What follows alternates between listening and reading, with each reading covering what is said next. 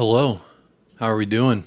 The vibes are immaculate over here. If you ain't already felt them, hope you are doing well, and the vibes will come your way shortly. But I hope you're doing well. Happy Friday. The weekend is upon us, and you know what? That's always a good time for me. Welcome in to Pop Up with Jacob here on United Spurs of America. As you know, it is a call-in show where you can call in, have a chat with me, have a chat with whoever's on the panel. It's not really like a time thing. The only if the room ever got full, then I might have to start saying, okay, you got 5 minutes on the clock. Give me your best points. We've never gotten there. So everyone is welcome, no matter who you support. I already got someone in the back. I can't wait for y'all to meet. I just officially met him just a little bit earlier before the show. Can't wait for to discuss a few things with him. Been wanting to talk to this guy for quite some time. So let me say what's up to the chat, and also big shout out to the Patreon members and the YouTube chat members. You know who you are. Y'all are too blessed to be stressed. I also got a poll in. I really, there's not much news, so I'm just trying to test the vibe of how we feeling tonight or today. It is 12:37 in the afternoon here in El Paso, Texas. Hope you are keeping well. 21 votes. Happy Friday, y'all. 18 likes. 3 people, again, want to show up to the party with beer. It's free beer. You just got to grab it, and that's the like button. Just hit that like. It's free. You join the party, and you bring beer to the party. That's always a good time. So people are already popping up in the back. So let me catch up with the comments, and then I will welcome them on one by one. Chris Agenbar gets first place prize today. Big up, Chris. You are number 1 today. Says big up, Jacob. Big up. There is the link. It is pinned to the top. If you do want to call in and come have your say, it will be Spurs oriented. And if we deviate, it's usually for non-football related activities, but we'll see what happens when we get there. Jordan Hyman, LFC in the house, says, hey, brother, big up, Jordan. Mark Swift, I get a pop-up in the morning. That just means blood flow's working, my friend. Good morning, Mark Swift. Steady as shark. Come on, you Spurs. Let's go, steady as shark. I believe you're out there in Australia, if I'm not mistaken. And there's our first YouTube chat member of the day, Mrs. RG. Says, oh my God, I made it in early for once. Hello all. Hello. Great to see you here. Great to see you. I see you in the comments on the playback, but good to have you here live with us. Just a girl who loves Spurs, Prince Jacob of Buckinghamshire. How the devil are you? I'm doing pretty good. I've got you know me, I got my big ass cup of coffee. Spurs playing this weekend. I'm too blessed to be stressed. I got to be honest. Hoping just Michael and Jacob, says Alan Bennett, Levy out, and Big Eric as captain. Got sure that clip. I think I know what you're saying here. Got to show that clip when you're going to fight him. I'm going to have guests, Alan. There will be a plethora of individuals who so choose to come on. I already got 2 in the back, so I'm going to catch up. But big up Alan Bennett for being here. Michael, I believe it's some kind of work thing going on a Friday. You know, Michael, he will bless us with his presence when he can. Cursor, smash the likes. Big up Cursor in the house. Jim, Spurs till I die. Too blessed to be stressed. Ain't that right? Hit them likes on the way in if you were ready for the weekend. Whoa, the chat just reloaded and there's a whole bunch of people actually. I got to run through these. I'm so glad y'all are here. Please do hit them likes on the way in. Again, welcome to Pop Up with Jacob, where I do provide the link, and anyone can jump in. It's pinned to the top. So anyone who wants to come in, you want to shoot we're not 10 minutes yet. We want to shoot the hay. Want to say what's up to your boy Jacob out here. Talk a little Spurs, talk a little football. It's all fun and good sport. Jordan is here. That is true. Jim, hello Jacob. Cursor, big up Jacob. Like secured. Tyler's in the house. American brethren. How you doing, Jacob? Hope all is well. We got to change that photo, my guy. It is Flo Balogun. I mean, you don't have to change it. You know me. I don't really care. You can do whatever you want. I would change it though, because Flo is for sure an Arsenal lad. I would come on, Jacob. I'm waiting for my pizza. Hey, no worries. Eat your pizza. Enjoy yourself. It is a beautiful Friday evening out there in the UK, 7:40 p.m. I believe. Hope y'all are eating well, living well. Gina's in the house, is sitting in a waiting room for an appointment. Happy to tune in, even if just for a few minutes. Happy Friday, fam. Here's to a trophy. Big up, Gina. Big up, always blessing us us with your points, with your we agree often, especially about our boy Heung-min Son. But you've also donated a lot of super chats and since you've been here a short time. So do appreciate you, Gina. You are part of the fam. E1 Son, how's it going? Jacob, oh, it's going great. I'm doing fantastic. I hope you are as well. E1, good to see you here. Paul Brown in the house. Good evening. Well, evening for me, Jacob. Yeah, good evening, buddy. Patty Hartnett's in the house. Good evening, good afternoon, and all in the chat, says Patty out there in Ireland. I like it when everyone, hey, again, new names in the chat. Always tell me where you're from, where you're checking in from. I do want to say hello, hello, hello. Ian Ferguson, League Cup start tonight. Anyone but Miami, please. They do start tonight. Who's first? It is. I had it pulled up. No, I didn't. No, there it is. Houston versus Orlando. Miami versus. Yeah, there's some Austin versus Mazatlan. I'm wearing an Austin kit. I should be repping, right? They play Mazatlan. That's a new club out there in Liga MX. They got cool purple jerseys. The Bayern View link. The link is pinned to the top, my friend. If you want to join in, feel free to. Big up, Kate. Called me out about my accents. Always like coming in, my friend. Big up, Jim. Thanks for the like. Mark Cousins. Big up, Jacob. Hope you're doing good. I'm doing good. The sheriff is in town, so everyone on your best behavior because the sheriff is here. Big up, Mark Cousins. Hope you're keeping well, my friend. Beer Talks here. Hey, dude, we getting Phillips or what? I did a whole ass video about this guy and the fact that we were going to get him, and then now it's supposed to fall through because of we want to pay the £3 million, but we don't want to pay for the additional. This is Tottenham. This is what we do, I suppose. Pop-up time says full bull. Big up, full bull. Mark Swift, I can't stop popping up now. That's great. That sounds like a great problem to have, my friend. Big up, full bull. Mark Swift in the house. He's going to enter Milan. Hopefully, if not, it will be changed. Oh, Balogun. Well, okay. Well, that'd be cool. You can rep him then if he's out there and enter. David, happy Friday. Jacob, big up, David. Happy Friday to you, my friend. Thank you for being here. Big up, Ian and Patty. Always Cruz Azul versus Miami. That'll be a fun one. Big up, Patty. The sheriff is indeed in town. Hello, Mark. Let's see here. I can come on just to test this bloody lap. Mark, the link's there, my friend. Anyone can come on. If you're having technical issues or what have you, we'll sort it live on air. That's the fun part, right? Just figuring out online. All right. Well, I'll put the link one more time because the Bayern View says they can't find the link. There it is. As well, if you're watching on Jacob TV, the link is provided for you there. If you're watching on Twitch, hello, the link is provided there as well. Big up Jason Bell. Big up Mile High Hotspur. Hope you're doing well. He says big up chat. Much love. Bayern View, there is the link.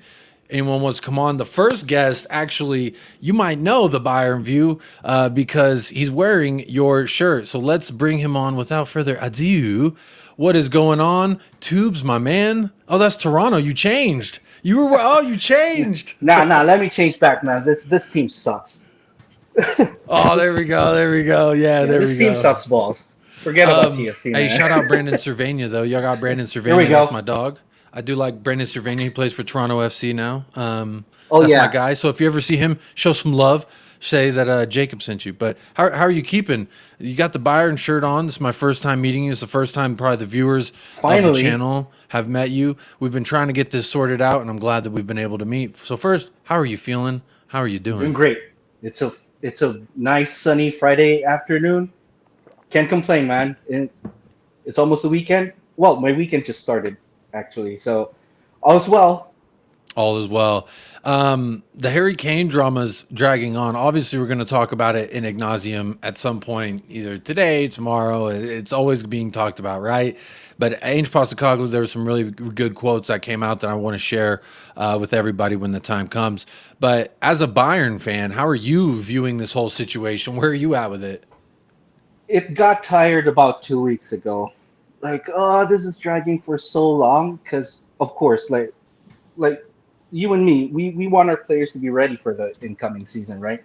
Mm-hmm. So we want our players to be in during preseason, see how they flow with the other players and everything. But I hate it when this happens. But, I have a really bad feeling this is going to be dragging on until late August. Do you have any faith as a Bayern fan that this is actually going to happen? Because I'm sitting here as a Tottenham fan. I'm saying I don't think this is going to happen at all. I don't You think y'all are know, going to get him. I think Harry Kane's going to see this as an opportunity to go to next summer and just take his pick. Who wants to offer me and my wife the best living? You know, I think yeah. that's what it's going to come down to. I don't see unless there becomes a point where Bayern really do make a bid that you just can't refuse. Well, it really is up to Harry to begin with. Well, Yeah, at he's the got.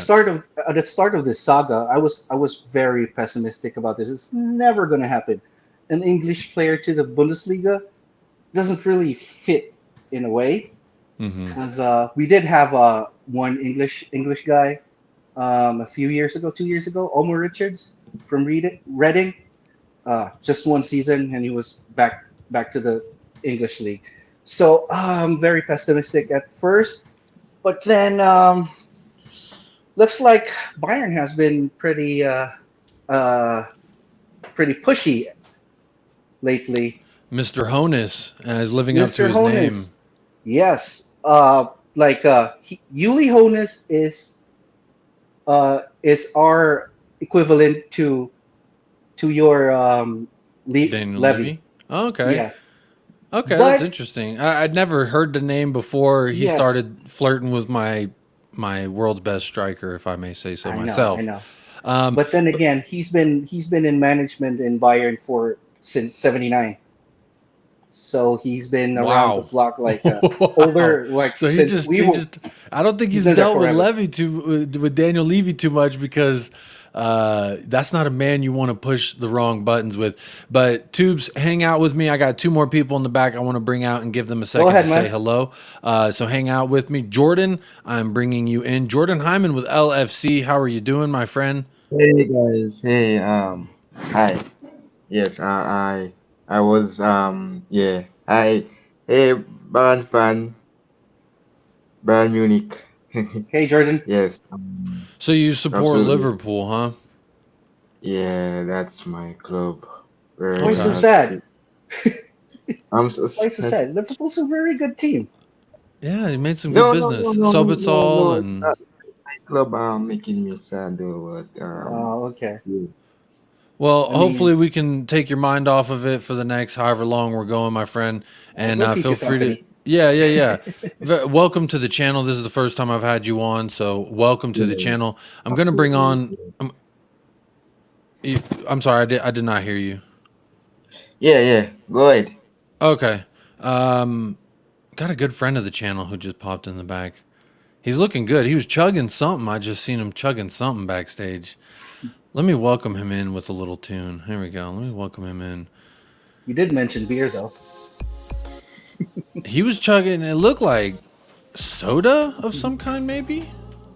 Let's see. We got Mark Cousins in the house, popping up. How are you doing? What were you chugging backstage, my friend? Diet Coke. Okay, Yeah, Diet Coke. it's working, yeah? Yeah, I hear you. Because, I see you. because you know my laptop is a disaster, Yeah, yeah, it is. or it It's pretty has been. tough. It is sorted. This is Well, the, this is the first test until it goes mental in a minute and I don't know what's going on. well, hopefully your technology hangs up. Will hang around and keep us going here. But Mark, how are you doing today? I'm all good. All good. Yeah. Are you Yeah. blessed? Are you feeling blessed to be too blessed to be stressed today? That's how I woke up feeling. I don't know. I'm trying to pass along some good vibes. Mark, how are you? What are you looking forward to most this weekend? What if aside from Spurs?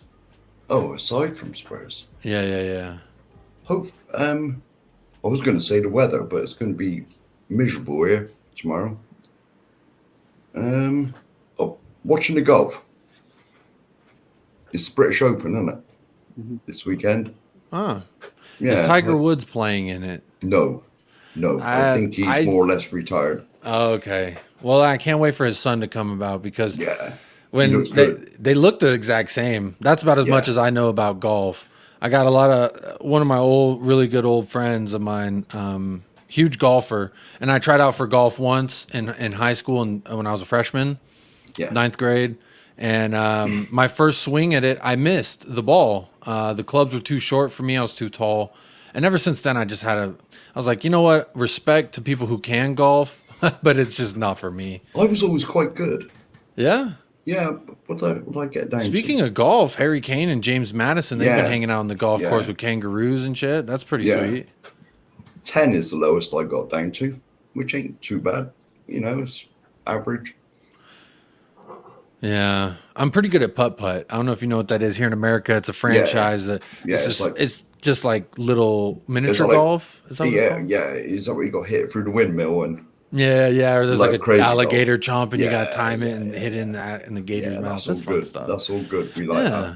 Sounds so Florida. Let's say what's up to the chat. Alan Sibley's in the house. Big up, Alan 10-inch Sibley. Good to see you here live. Sorry, I thought I missed this comment when I brought people in. It like refreshed and put me down to the bottom of the chat. Paul Brown's in the house. If frustrated with Lenik, hit the like. Do that, please. If you're frustrated with Enoch, if you want some change, somehow content with Enoch, gently caress that. So you got both options there. Thank you, Paul Brown, for that. Jim says it's such a shame that Byron won't stump up the money.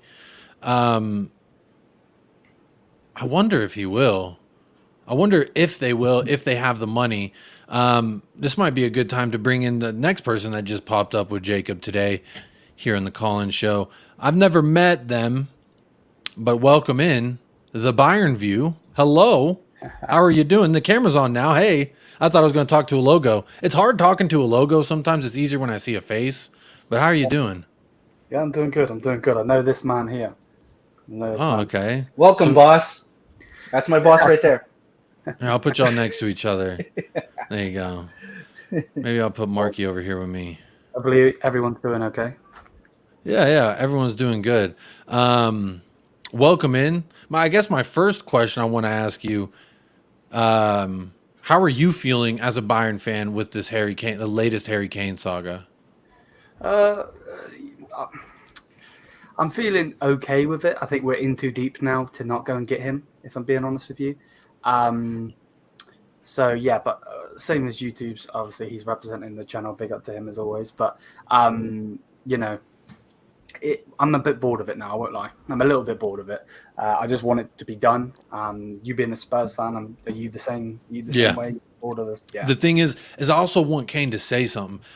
You got these people coming out and they're saying this, that, and the other, but I need the man who's involved with it. It's like if your girlfriend's getting all these dudes saying, "Oh yeah, she's interested in me. She's hitting me up," and then you're like, "Do you have any comment?" And she's just, "I'm playing golf with my girls with some kangaroos. Don't worry about us. We out here having martinis and what have you." To me, I was just like, bro, communicate with me. Just tell me where you're at. If you want Bayern, if your wife wants Bayern, if that's kind of where your life feels like it should go, then by all means, my friend, go ahead. I want to know so we can move on. That's, as a Spurs fan, how I feel about it. Tubes, let me ask you. Well, I guess let me ask you both. Do y'all have the money to pay for Harry Kane? Because I've said all along, I feel like until an offer that is adequate for what I believe Harry Kane's worth to be, or what Daniel Levy, it doesn't even matter what I believe his worth to be, what Daniel Levy believes Harry Kane's worth to be. Do y'all have that much money? And or what players would you send? I've also I know it's a long form question. I've also thrown out, why don't you give us Sadio Mane plus 65 million pounds, not euros? I would look at that before I just look at, what was it? The first offer was like 69 million euros, and then it was like 75 million euros. I just think it's got to be, if we're talking that many, pounds, not euros. I keep getting them mixed up. I'm American, so I'm not too great with all the currencies. But do y'all have that amount of money? And if you don't, who can you package with it? Well, first things first. We do have the money. Pick up, Catman. That's for sure. But if it was like we did sack Pick up, Ben. Oli Khan and Salihamidzic, right? If they were still in our management, they jumped the gun right away. But Yuli and Carl, nah, they play hardball every damn time. So I do agree that the first and the second bids were kind of, it was embarrassing, and in our point of view, it was like that is such a big low ball right there. It was never going to pass out. So, but we do have the money, of course. We did sign Lucas Fernandez for how much was it, Liam? 70 Like something. 70 million, and he wasn't that great. He was good, but he wasn't that great, and now he snaked us. So He's no Theo Hernandez. I'll put it that way. you Is know that his what? brother? They look That's his awfully brother. similar. Yeah, Okay, That's his I brother. didn't That's want his to be dumb and assume that was his brother, Yeah. but I was like, they look a lot alike, honestly. Lucas is better than Theo. Yeah, Yes, he is. I'm a Theo. AC Milan. I've always admired the talent that they get, and now they're looking at Samuel Chukwueze from Villarreal, and they also got Luca Romero on a free. I wanted Man. Luca Romero. He was played for Lazio last year. He was great for Lazio last year. I would have liked him. AC Milan does some good business out there, so I don't know. Theo Hernandez. Villa's doing a madness though, man. Villa's doing great in this transfer. Don't talk to me about Villa right now. Wow. I'm still salty. I didn't know Moussa Diaby was for sale. No one said to Spurs, hey, this guy, you could go buy him. He's better than Kulusevski. I would have saved that 35 on Kulu, ignored that option, invested that plus 15. So you're basically not spending what you spent on Kulu, plus 15 million, you get Moussa Diaby. Talk to me nicely. That's what I want. But of course, we don't do that. We're selling a lot of 21 shirts. Let's just keep Kulusevski. That's good for the pro shop, and everyone's happy. And maybe Kulu can come good, but at this point, I've seen Kulu play worse for Spurs. But let me ask you, the Bayern view. I don't know your name. Liam. Leo? Liam. Oh, Liam. Sorry. That's Well, fine. Liam, very nice to officially know your name. But who would you? I see you got Musiala back there behind you. I'm a big Musiala admirer. But what are some players that you Jamal. think? Yeah, Jamal Musiala, he's quite a player. Who would you send the other way in a cash package deal for Harry Kane? Well, I know you wanted Sadio, but I think he's going now. The fact that he's To Saudi. the money he's being. You know how much? How much? You know how much Saudi's offering? No. 40 million per year. Jesus Christ. Well, hey. Mm-mm. That The is Mane is gonna crazy be money, man. the Mane is gonna be living nicely, but Yeah. he's also one of those guys that really pays it back to where he came from. So I'm all for that Yeah. guy getting. Yeah, I'm his all for that stacks. too. I'm all for him getting some paper, because when it goes to a person you know is not just gonna blow it on like car, like N'Golo business Conte. stuff, If he yeah. gets a big contract, you're like, go ahead, man, you go, because I know you're gonna drive that little mini coupe if you can ship it out there. But that's And to a Bayern's point of view, no pun intended, we're happy to ship Mane out. I mean, he's been. I'd Well, heard that he's y'all been were trying to terrible get him in the gone for second- 20. Y'all wanted him gone because he was punching Leroy in the face. That's one. That's one incident, but he's been terrible. Even during the preseason practices that we've been watching lately, he's had his out of this project. So I mean, if he goes to Saudi, well, it's thank you Big for up the Hakeem. 1 year. You know. Yeah. Mark, Oh, go on. let me ask you, Mark, where are you at as a Spurs fan with this whole Kane saga? Before we keep diving deeper into the intricacies, what's your feelings? Are you just ready? Are you like me, ready for it to be over? Are you looking forward to the day in which we can move on beyond Harry Kane? I'll be honest, I'm sick to death of it. I'm 52 years old, right? I've seen Tottenham before Harry Kane, and no doubt I'll see Tottenham after Harry Kane. I always put in every show that keeps talking about Harry, he's not even the best player I've seen play for us. You know? You're a Gary Mabbitt guy, aren't you? No. He's my hero for different reasons. I've got But Gary like, Mabbitt. Hoddle's the best I've seen, or Gaza. Pick one of them. Just pick one. Gaza was a lot of. I didn't watch Gaza live, but watching his tape back, the YouTube clips, the documentaries. Oh, he's I mean, that's the guy. crazy. I was watching. I was like, what I wouldn't give to have that. Yeah. And when I saw like 2 years ago, I was like, what I wouldn't give to have that kind of a midfielder Yeah. behind Harry Kane. Jesus Christ. Yeah. Harry's the best striker I've seen, but he's not the best player. I mean, Big up, Al. and I was in the comments on a show earlier, and I said, look, we were fine before he turned up. We'll be fine afterwards. Because let's face it, there's gonna be a day when he would have kicked his last ball. You know, he's not going to be around forever. Yeah, I agree with you, Mark. He's not going to be around forever. Sean Butler from Spurs Talk Show always has a great saying that, you know, there is going to be a day when Harry Kane has kicked his last ball for us. And to me, he's sitting pretty in his position. He can either go this summer, don't bother him. He can play for this last season, have his farewell tour, because you know everyone's going to be crying about him everywhere he goes. All the away fans it's going to be out here in the States. We had a guy, Dwayne Wade. He did his last season. Granted, Harry Kane's still going to contribute and be a massive factor for whatever we're trying to accomplish next season if he does stay. But this guy, Dwayne Wade, he was like old and past it, and he was like, I got one more year. And he basically just wanted to go around America and have arenas play him tribute videos. That's what it was. So I feel like if he stays, hopefully it's not that mindset, and it's let me see if I can, you know, bag 30 Premier League goals again. That's the hope. But I don't know that he does that this coming up season because of all the versatility we're going to have going forward, in my opinion. So I feel a little bit like I'm okay. I said this yesterday on yesterday's show that I think it's a little bit of, we got to sit here and look at it like this. What are our goals for next season? Are we trying to just improve, be better, and like really delve into the Ange philosophy and really move forward with that? Or are we trying to like do that plus maybe try and win at Carabao Cup? Because that's something or at least challenge for the damn Carabao Cup. If that's the case, we want to do that and try and challenge for some. I know Daniel Levy wants to challenge for top 5. You know, he's frothing at the lips, top and bottom, to get that going. But I'm saying, if this is the direction we want to go, Harry Kane needs to stay.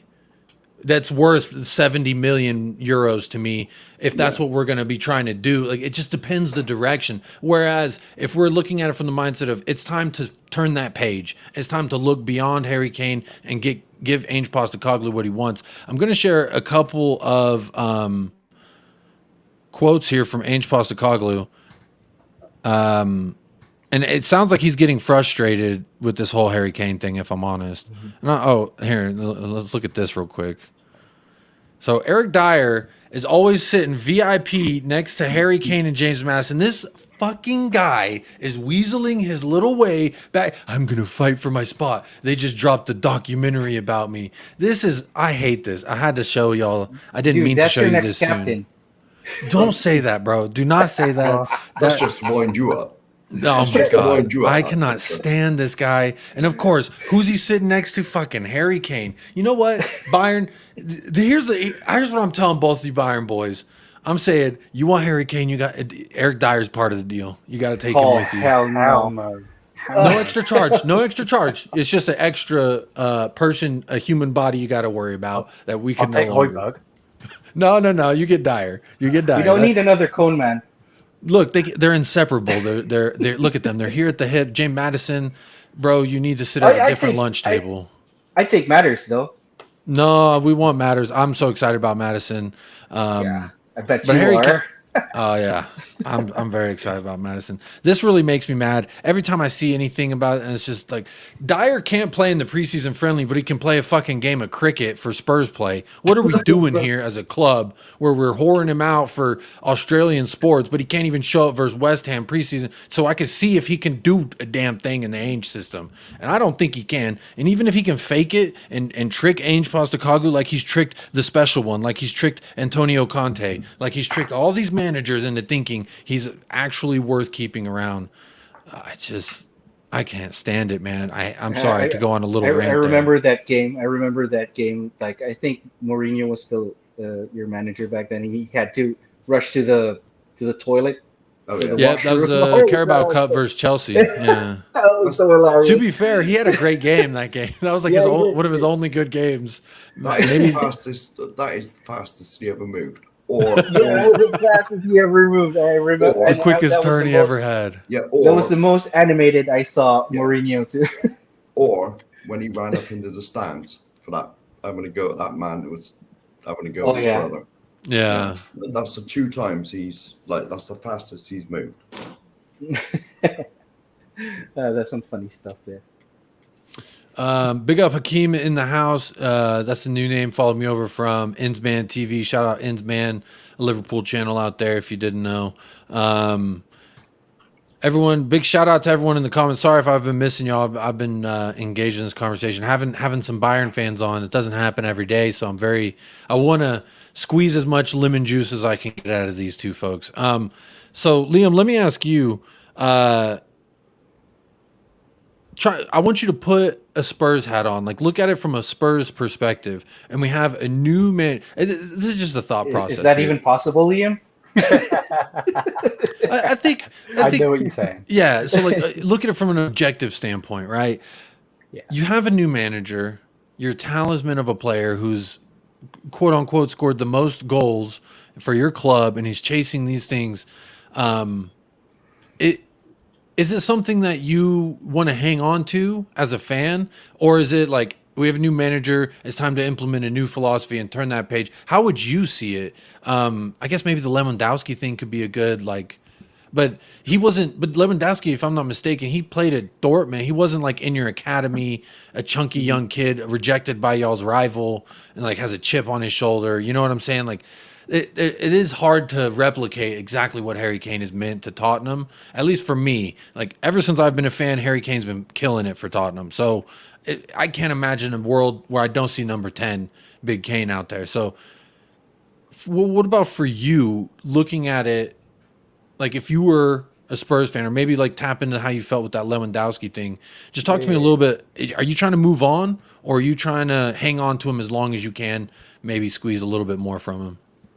Yeah, well, I know exactly where you're coming from, without a doubt. And you know, I was on another Spurs live a couple of hours ago, and he was basically just saying about I think it's time to sell him. And I was saying to him, but do you not think that he would come to Bayern for a price and not go to a Man United or a Chelsea on a free, and then play, let's just say 3 years, for instance, for Bayern?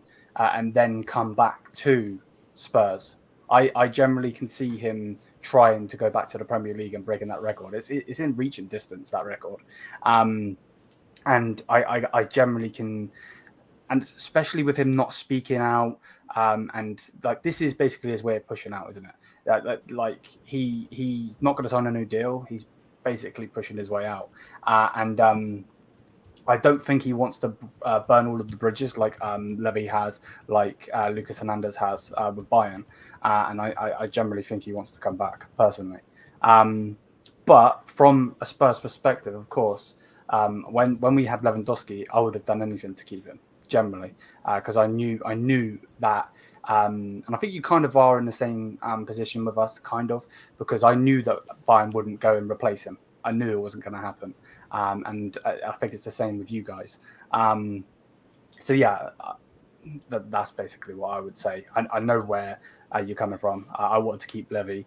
Obviously, it's different because obviously this lad's come through everything with you guys, where obviously he was our biggest rivals. But yeah, I know exactly where you're coming from.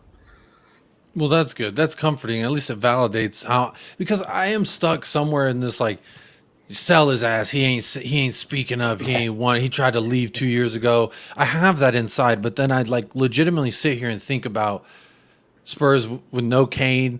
It just makes me feel like whenever he used to get injured, and it's like he's coming back. Daddy will come back. You know, waiting at the window. When's Daddy's car gonna pull up so I can be excited? And it's like knowing that Daddy will never come home, or maybe in like 5 years will come home. It's like, I don't know if emotionally I'm ready for that. But like from a realistic like standpoint, I am struggling with the fact that like, you know what?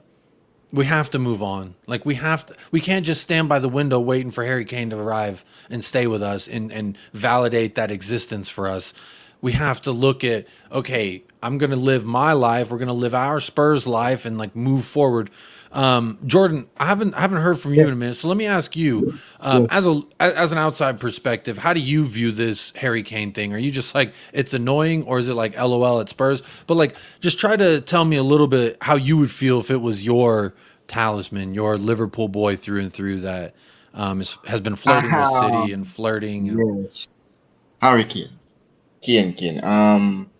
Since I heard about he's going to Bayern Munich, well, if he was at Liverpool, like look, man, Bobby Firmino, when he's now not playing for us anymore, I will be looking sad right now, like how Henderson left. So I will be looking disappointed. I'll be looking, so who should we get to replace him? But for Kane, for Tottenham, he has been scoring goals. I see the link up play between him and Son Heung-min at Spurs since Son Heung-min joined Tottenham. These two mm-hmm. players was outstanding. Kane showed up in North London derbies and London derbies. He also showed up against us. He assisted Son Heung-min during the COVID for him to score against us. But if he leave, it's gonna be disappointing because he's Tottenham Hotspur's leading talisman and goal scorer, and seeing him breaking records. He break records for Tottenham, and he has that experience more than Haaland. So it's gonna be really missed for you guys as Spurs fans losing Yeah. Kane indeed. So he's gonna be a great legend of the Tottenham Hotspur's football club. But I know Son Heung-min, you will be missing him. But these two players, they're outstanding, and I think Son Heung-min will ask Kane to stay because these two work together, and Yeah. them I, play, they're very good I as agree well. with you. They have this telepathic connection. I almost see it as like Son maybe is ready to be Batman now. He doesn't want to be Robin anymore. He wants to be Batman. So maybe if I'm Son, I'm looking at it as like this is my time to shine, right? I'm going to be king of the lane now. And I really feel like the James Madison signing was a little bit of us like, look, Harry, we have one of your English mates, and Dyer's still here. We ain't got rid of him. You can still play golf with him. I know we got rid of Doherty, but that was an accident. Sorry about that. We didn't realize we couldn't loan that many players out. And now he's back at Wolves. I think it's fucking hilarious. But Tubes, let me ask you. I'm going to ask you kind of what I asked Liam. I want you to tap into how you felt with the Lewandowski, those emotions, that way that you felt during that whole thing, the contract negotiations, and it broke down, and then he went to Barcelona. As a fan, how long do you hold on and wait for it? Do you just let go? You know what I mean? I'm still like at a crossroads. I'm on the fence. I'm not gonna lie. Part of me said like I'm 50% like sell his ass. He's got to go. 50% like don't ever leave me, please. But if you're a Spurs fan, where do you think you would sit with it? Oh, so you're something like of a clingy type then. No, it's not clingy. I can let motherfuckers go, but this is my high school sweetheart. We've been together forever. You know what I'm saying? Like, why you want? I mean, I understand why you would want to leave. Like Yeah. sometimes they always say like high school sweethearts actually never end up working out in the end. That's like an old wise tale that you marry the person you went to high school with and everything's peachy dory, right? And it hasn't been, and we haven't had success, but. I wouldn't say I'm clingy. I would just say, like, as a Spurs fan, I just think he's the greatest striker in the world, and whatever system we're playing, he can adapt to and thrive in. So I just feel like his output is still enough for me to hang on to. It's, I Yeah, don't the want him to same leave. way. He's going to bag 25, 30 goals in the Premier League. Come on. Yeah, it's the same feeling we Bayern fans feel about Lewandowski. We didn't want him to go, of course, but big example of burning bridges. That's what he did. Yeah. Unlike what Harry's trying to do, he's keeping everybody else like in check. But whew, when in my point of view, when Lewandowski wanted out, I'm not that clingy, to be honest. So when he wanted out, I was like, okay, he can leave, but at a good price, which I think it was fair. But we did miss him. What we experienced last season, I bet you will be experiencing this season if you lose Harry Kane. Oh, you mean I It's get a to I bit. win the league on the last day of the? Sign me up, then. Uh, Fuck it. See you, Kane. oh I'll take the league. yeah, Spurs to the Bundesliga. Yeah. I But have. anyway, yeah, Yeah. it's been well, it's been a tough season for us. I mean, we're used to winning 5-0, 4-0. You know how it is. Even in the Champions League, we were so used to being dominant in every aspect of the field. But you know, having that one striker who Thomas Muller was so in love with for the past years, it was a big gap to fill, and Mane sadly didn't fill that void. Yeah. He's filling the void just with his fists. Oh yeah, And you know what?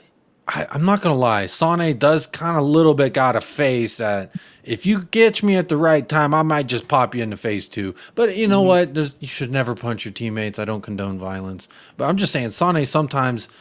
He used to tear us up when he was with City, so I just fuck that guy. Full bolts. I love this comment. Daddy's going away soon. Time to be your own man now. Okay, so I want to preface this a little bit. Like I've been told before by Spurs fans that I'm like attached to players. I'm not attached to players. I love players, and when it's time for them to go, I understand that. But damn it, you can't tell me you don't miss the Dele Alli vibes. You know what I'm saying? When he was Yeah. banging two versus Chelsea, getting us like these insane goals, doing just mad things. Like that was a vibe. That was an era. And like Harry Kane's a part of that. So that whole like era for me is like it's ending, man. And it's sad when an era it comes to an end. Like when the Bulls in the 90s finally broke up and now Jordan's playing for the Wizards. No one wants to see Jordan playing for the Wizards. And it's just like I struggle with it, man. I struggle with Harry Kane wearing a red shirt. There's a lot of it that makes me feel nasty inside. well, And at least our home kit is white. yeah, that's true. The AIA has always been red. That's true. Mm. Oh, geez. Oh, geez. Big ups, everyone. Let me see if I can catch up on the comment here. Big up Corbin Perkins says, big up to you all. Lunchtime stream for the win. Big up, Corbin. Enjoy your lunch, my friend. Hope you're keeping well out there in the heat. DFW. If you Mountain don't mind, I have a Bushman. Top. question. Yeah. So, I have this big question. So you want to keep Harry Kane, right? You want him to sign an extension or something, In a perfect world, he would right? sign a 4-year deal, 3-year deal, and that'd be that. And you know what? At the end of those 3 years, then go to Bayern and go win you some Bundesligas and enjoy yourself. But Yeah, but the whole thing is, how can you convince him to sign if he can't even sign a Van de Ven or a Tapsoba? we can, And but we can. That's the thing. We could. It could have been done. We could have done it very quickly. But the thing is, mhm. we're doing what we always do, which is fight for just a little bit of anything. Just let me get a little bit back. You want 50? Let me 49.8. Like it's Yeah. that mentality where we're at. That's why Van de Veen's not here, and that's what pisses me off about the way we do business. But But are real they quick, really top? Are they really top center backs though? I mean, you convince a world class striker with world class teammates. Are Van de Ven and Tapsoba world class? no, no, they're not. But what I would say is Tapsoba, for me, walks into this 11. Van de Veen walks into this 11. They both improve our squad and our immediate 11, which is what I'm looking for. Not a Clement Longley better than Dyer improvement. That's not even a step forward. That's just like sliding your foot forward an inch. Okay, I'm talking Yeah. about an actual step or two in a different direction. But speaking of different direction, a new person debut. I'm saying that wrong, but someone first time on the show. Let's all give You her said a it warm right. welcome. You Debutante? said it right. Yeah. Debutante. I don't speak a French, but I'm in Canada, so I hear that a lot. oh, okay. Well, oh yeah, you had the Toronto jersey. That's true, Toronto. Let's welcome in Kate from Just a Girl Who Loves Spurs. Hello. How are you doing? I'm Welcome good, to the thank you. show. Thank you. Big ups. As you could tell, we were talking about Harry Kane. But first, how was that pizza? Oh, do you know what? It was amazing. I had a vegetarian supreme, and it was amazing. Pineapple on That it? actually doesn't sound good. Guys, I haven't had Pineapple? lunch yet. Please. Everyone's like, ugh, what? What, vegetarian? But vegetarian. I only eat veggie pizzas. Any pineapple on it? No Oh, pineapple in it. no. No, no, I was going to say, because that upsets most people. No, there wasn't. But it was lovely. Big ups everyone in the chat. I think I'm jumping around the chat, or it's like a little bit laggy for me. We're here on 47 minutes.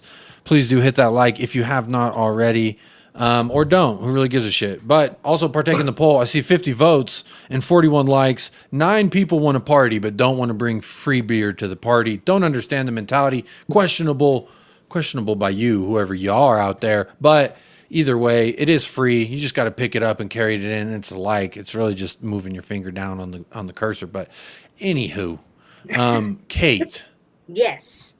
Harry Kane. Is it a shit or get off the pot moment, or is it? Who's Harry Kane? I've not heard anything about him. Who's this player you speak of? He's this guy. He's one of our own. Oh, I know. The He's one one of season our wonder. own. Harry Kane. Yeah, He's one he's of one our of our own. own. You seem to be Yeah, yeah. wearing a red shirt. That guy? No. Big up VH. My view is, get off the pot. Let him go.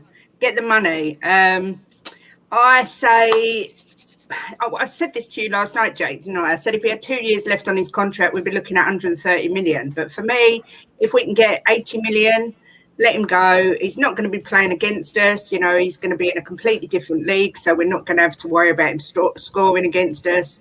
For me, it's the perfect option. Perfect. I'd rather keep him. But if he's not going to commit this summer, no. I can't risk him going on a free. I can't do it. I love Kate agree. already. Oh, Kate, yeah, Kate's fantastic. Also, I feel like the numbers are better now because there was 2 Spurs fans versus 3 non-Spurs Liam, fans. we're being outnumbered here. So now, no, the tables have turned. We are even now. There's 3 Spurs fans. There's 2 now. The Bayern Munich fans are outnumbered, but you still have a Liverpool fan who he wears red. So and he says you'll never walk alone and all that. I must be way behind in the chat. Shout out, Mrs. RJ says yes to Sonny being king of the lane. When Kane did this back in the summer of 2021, Sonny really positioned himself for this. If Kane goes, I hope he gets the throne. That's kind of how I feel. Captain Sonny's been, Gina's right here with me, Captain Sonny. And then my good friend Corbin Perkins says, players get institutionalized. They need to leave to get better. It takes a special kind of person to advance while being comfortable in the same team. And I agree with that to a degree, but we've seen Harry Kane continually just get better and better to where now he has sort of reached this plateau, right? Where it's like he wants that step up, but he can't do it for England, but he could probably do it with Bayern, surely. I mean, that's kind of what we're all saying, right? With who was y'all's striker last year? Schick? Choupo-Moting. Choupo-Moting? Choupo-Moting. Choupo-Moting. Well, he did really well. Oh, he did. Okay. Well, I mean, Choupo-Moting. y'all won the league, so like I can't bash on him. I was just To like, be I don't fair- even know who their striker was. To be fair, Jacob, you could go over there and probably win the league with Bayern Munich. It's like a given. No, really. no. I'm pretty bad. I'm pretty. You don't want. I've always wanted to be a Zlatan, but they put me in the goal my whole life. You get your big ass in that net, protect it. I'm like, no, I want to be Zlatan. So they didn't let me. Manuel who put in goal. Jacob, Yeah. you can do a center back for Spurs. You're freaking 6'4", man. Exactly. Yeah. But I will say my turn speed is similar to Eric Dyer's. So give it a season, and everyone will be saying, "Get this dude out of my club." He's laughing with Dave Portnoy that he's a fucking loser. God, in case you didn't know, here's some context for you. And you guys never win anything, right? No. Right? Yeah. And you guys. Fucking loser, just laugh. Sorry, I have it on demand to really like if I'm gonna work out or go on a run or something, I really need some like motivation to get the engine started.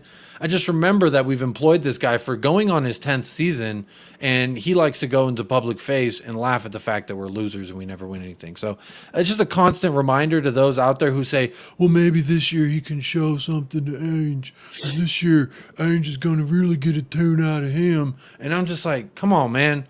We've seen this story play out a lot. He's part of the WhatsApp group with Daniel Levy, Harry Winks, Hugo Lloris, where they all just sit there. I don't like this manager. He's kind of mean to me. I'm like, yeah, let's sack him. Let's find any reason to sack. Ryan Mason's here. Don't worry. He'll give you a hug. And it's just like, that shit pisses me off. And Eric Dyer is such a loser. You know he's texting Daniel Levy, you better do assigned seating on the plane so I get to sit next to Harry. Or else, fucking hey. I hate this guy. Big up, L. There goes the Eric Dyer rant. Yeah, the daily Dyer rant. My daily diarrhea rant. Yeah, that's what No, happens. it's not daily. It's not daily. It's half an hourly, isn't it? hourly diarrhea rant then. Everyone's showing some love to Kate in the chat. Big up, everyone. Well, at least you don't. Well, I heard like a month ago you were linked with Harry Maguire. Oh my Holy god! crap! Dyer and Maguire. No, that's no. And Levy's gonna go around and say, "I got two England team starters, now." Oh my god! When that rumor came out, I was like, "That is the most fucking Spurs move we would ever do." Is literally like, we need a center back. We just conceded 60 odd goals this season in the Premier League alone. That's not mentioning when Sheffield knocked us out the cup. That's what I'm saying. Eric Dyer, they would both be turning like some rusty French doors that just don't open. You know what I'm talking about? I would not watch Spurs games if starting Harry Maguire and Eric Dyer. Their names rhyme. There's a fucking joke there to be made. It's like this was written in the stars for like the dynamic duo of Harry Maguire and Eric Dyer. And Southgate just speaks to his prowess that he'll pick both of them on the England national team. That shit's too funny to me. Crap. So we'll never get to see a Mane Sane Kane. That'd be sick. I mean, just again back to the semantics of rhyming and such.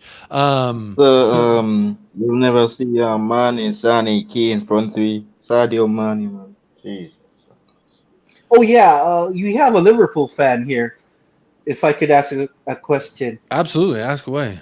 How do you feel about Mane like flopping in Bayern? After such a really good, really great career in Liverpool. There's a dog at Liverpool. Exactly. That was what we were expecting. He's a great player, man. Sadio is a great player, man. It really will make a mistake. You should never sell him. Yeah. Because his pace and his power has been off. Maybe his age, I don't know. But I think he did. We should have hijacked the guys. But in Bayern's part too, we made a bad decision. Well, I think it is what it is. But if we get money from Saudi, I know this guy wants Mane out. Oh, go ahead. Sorry. I didn't hear what Jordan said there at the last thing you said there, Jordan. I never want Mane to leave Liverpool. None of us that support the club never want Sadio to leave. I don't think any fan. I haven't heard from any Liverpool fan that has said they were fine with Mane leaving. It's no Henderson now. It's our problem losing our captain now. So we're trying to find a new skipper. Well, you got a number 7 and a number 9 and a number 8. You got 7, 8, 9. Who's gonna wear the 10? Mark has it. Yeah, Alexis. Hmm. That's what I Oh, mean McAllister. Oh, preseason. yeah, that's right. Yeah, The, yeah, the, yeah. He does the, already have the the, 10. That's true. Yeah, Alexis. I forgot about him. I it forgot was y'all the signed him. Y'all 14, signed him as it soon as was the season 14 was and over. 15. It was 14 and 15. Just those two numbers. Okay, okay. Well, honestly, Liverpool's doing some good business. I have a lot of respect for Liverpool personally. So, except for the Yeah, whole, yeah. winning a Champions League trophy off of an armpit, that was a little bullshit. But other than that, y'all are fine. Oh my God! By beating you guys, in the final. I'll always stand on that hill and say y'all won a UCL trophy, but it's got an armpit stain on the trophy. I don't care what you say, you ain't buffing that out. There's a stinky old armpit in We there. don't want that anymore. 'Cause we're not in it anymore. We're in Europa League. We're looking towards slapping teams in Europa League now. Hey, y'all should go on and win that. That'd be pretty respectable. I'm not gonna lie. Jim says, I read today from Ali Gold, Kane is open to all options if Bayern offer what Levy wants. Kane still might not accept. He likes Ange, feels if we are going places under Ange, he will sign. That's interesting. That Ali Gold, irritates me. why does it irritate you? Because I think it's like he's saying, well, let me just wait and see if you're good enough for me, and let me just wait and see if the Yeah. business you're doing fits my standards, and then I might do you a favor and sign. Just make a decision. Just if you're going to stay. You say you love us. If you decide in January we haven't done enough to keep you, you will walk away from nothing. You don't do that to the club that you love. So don't hold us over a barrel like that. Make a decision, man. Yeah. That's the most. Ooh. This is the most Yeah. frustrating thing, is that he's not said anything. He's not come Yeah. out. He's not Yeah. said a damn word. I've Even on equated our it side, to we're I've equated it to frustrated. like you go on a few dates, right? And you have a great time, and she has a great time, you have a great time, and then out of the blue just ghosting you. And you're like, hey, had a great time the other night. You trying to holler at me, just let me know what's up. And hit her. I'm not talking about hitting her up at 2 a.m. I'm talking about like, let's go on another date, like respectable, and ghosting you, just Yeah, ghosting but you. Jacob, she probably weren't that into you. Us girls can lie. Let me Well, tell why you. would you go on 4 or 5 dates if you ain't that in? Because Why would you're we have all this paying. fun if you ain't that You're into me? paying. Free Did you food. pay? Oh, I Flirting with don't. another Oh no, guy. I didn't pay for everything. You can Oh. guarantee She's that. flirting with I believe in another guy. equality in America. We are equals here. So what you bring, I bring. I'll take the first one. I always take the first one for the team. But my wife will tell you, for our first date, she didn't show up on time. So guess who was sitting there with his drink already waiting at the table? Me. Guess who had to go to the counter and go buy her own drink? My wife, my future wife. And she's always said that was like a big red flag for her against me. Hey, we live and we learn, but the sentiment remains the same. Yeah, I get you. If you just ghosting me, like I'm gonna start losing respect for you because even if say you had a shitty 4 dates and 2 of them you paid for, but they were apparently just so bad you can't show up or hit me up. But now we're talking about like, just tell me your breath stink, or on that 4th date you farted and I smelled it and I didn't like it. And now I don't view you the same. Like I would say that to a girl. I'd be like, your feet on my pillow. No, thank you. And you did. And I asked you to not put your feet on my pillow and you did that anyway. Therefore it's sayonara. And that's just like, cause it's a respect thing. You know what I mean? If you don't respect my fucking pillow, you don't respect my face. And if you don't respect my face, you don't respect me. But that's another story. I'm just using that as an example. We have another guest who has joined in the back.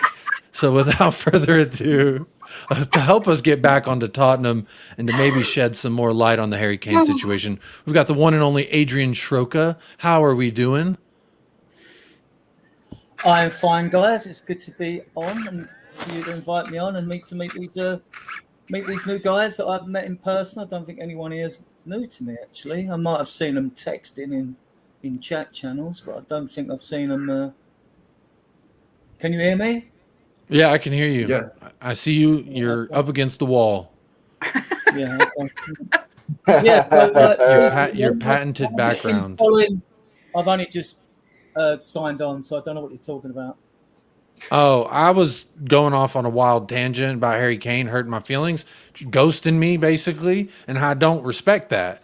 Where do you stand with Harry Kane not saying anything, and all of us Spurs fans are just left here to say, where'd you go, Poppy?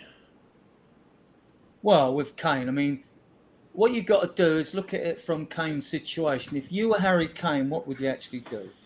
He's not going to sign a contract this summer. So some fans say, right, okay, if he's not going to sign, take the captaincy away from him, sell him. It's not that simple, is it? And the latest rumour is, anyway, with Levy, is that even if Bayern come in with an offer, he wants all the money up front. He doesn't want it structured in payments. So if it's 100 mil or whatever, then we'll see. I mean, I'd like you to ask the question I asked in another podcast yesterday, Jacob. I don't know how many people in the chat. Just as a matter of interest, before I carry on about Kane and bore everyone to death, if they ain't bored enough to death with it already, can you please ask everyone in the chat, how much do they think Kane is worth, or how much do you think we should get for Harry Kane? Everyone in the chat, tell me right now, how much is an acceptable fee? And I'm talking pounds, not euros. Don't tell me 100 million euros. Don't tell me 80 million. I know that's what Bayern's currency is, but let's talk in pounds, because I want to know how much is this going to equal to us being able to spend, because if we get, 80 million euros, that only come out to like how much? I'm no currency expert, but I know it's less than 80 million. So let's say pounds. Everyone in the chat, it's about 70 million euros, isn't it? Yeah, just under. Yeah. Here's a comment from Lazy 8 real quick I want to bring up. Is asking the question, shout out Lazy 8, newest member of the Lovers Lane here, United Spurs of America. Says, why does Kane have to say anything to anyone? Whatever this club or the fans have done for him, he's already reciprocated it fivefold. Not tenfold, fivefold. His best tool to get Levy to make moves is for him to do what he's currently doing, which is he's smiling, he's training hard with the team, he's out there sweating it up, building bonds, having a good time. He's not like a wet blanket out there. You see all the photos, he's out there, everyone's vibing with him. I think he's great for morale. But this is a good question, and I like someone else who's on the other end, because I'm sitting here like, why hasn't he said anything? But this is good. Why does he have to say anything to anyone? I don't know. I just would prefer it. It'd be nice. Like, yeah, you don't have to text me, homegirl, but just like let a man know. That's all I'm saying. Let me know. But it's not just me. It's millions of motherfuckers out here like, where's Harry Kane, when he needs to say something?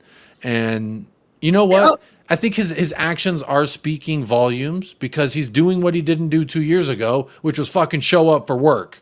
So I don't know. It's a tough one.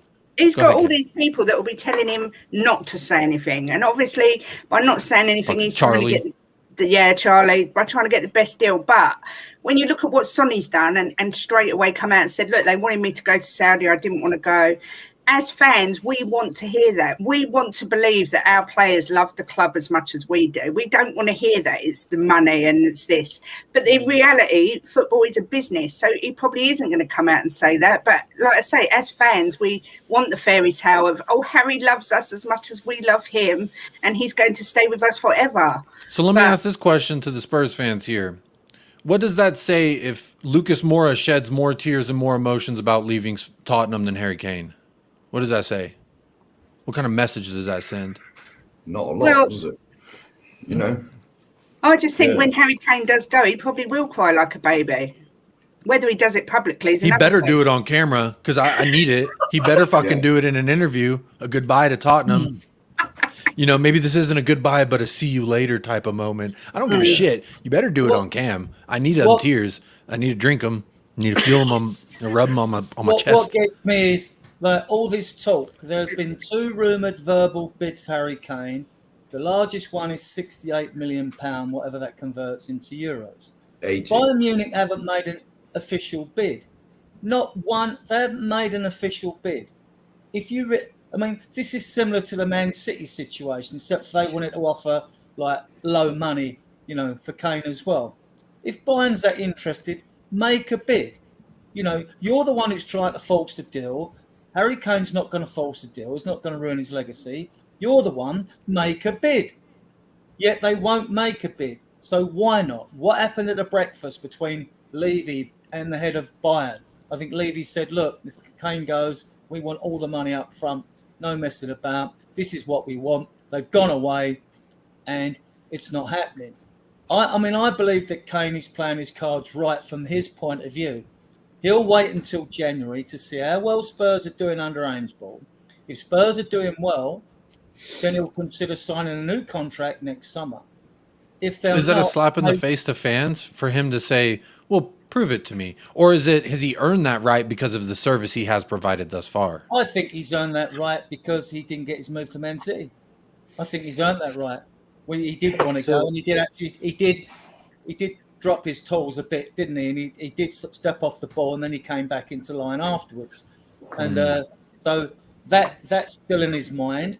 I don't think he really trusts Levy, which is fair enough. And I just think that, like, come January, people think we won't get no money for Kane in January. Look, just consider this a second, right? When we sold Ericsson, he had a year in his contract to go. We got round to January, and what happened? Inter came in for him and paid 16 mil. Why? Because they were concerned that if it got to summer, so many other clubs would come in for him and they would lose out. So if Kane, besides that, if you get round to January, consider this as well, right? These are all speculative remarks from me. If you get round to January and Kane scored 18 goals or 15, right, halfway through the season, and then say he's happy or not, whether he's happy or not, and then at that time of year, either Man United could come in for him, or Man City might want him, might say, well, you can come to us as backup as well. We'll get you. And then Kane might think, well, hang about, now I can stay in the UK and break the record, break the goal scoring record. Because in January, if Kane's with us, he's not going, mark my words, I could be made a fool later. He won't be going to Bayern, because by then, Real Madrid, Barcelona, PSG, Farmers League, we know that, right? Man United will come in for him, Chelsea. and even possibly at Newcastle, Chelsea, or even Man City. You know, so listen, Kane. Look, all Kane's got to do is wait 6 months. Yeah. Everything works in his favour. Everything. He'd get a massive signing-on fee for a club. Forget the 400 grand he's been offered now in 4 or 5 year contract. You know, and a statue and ambassadorial role after his career ends and all that, right?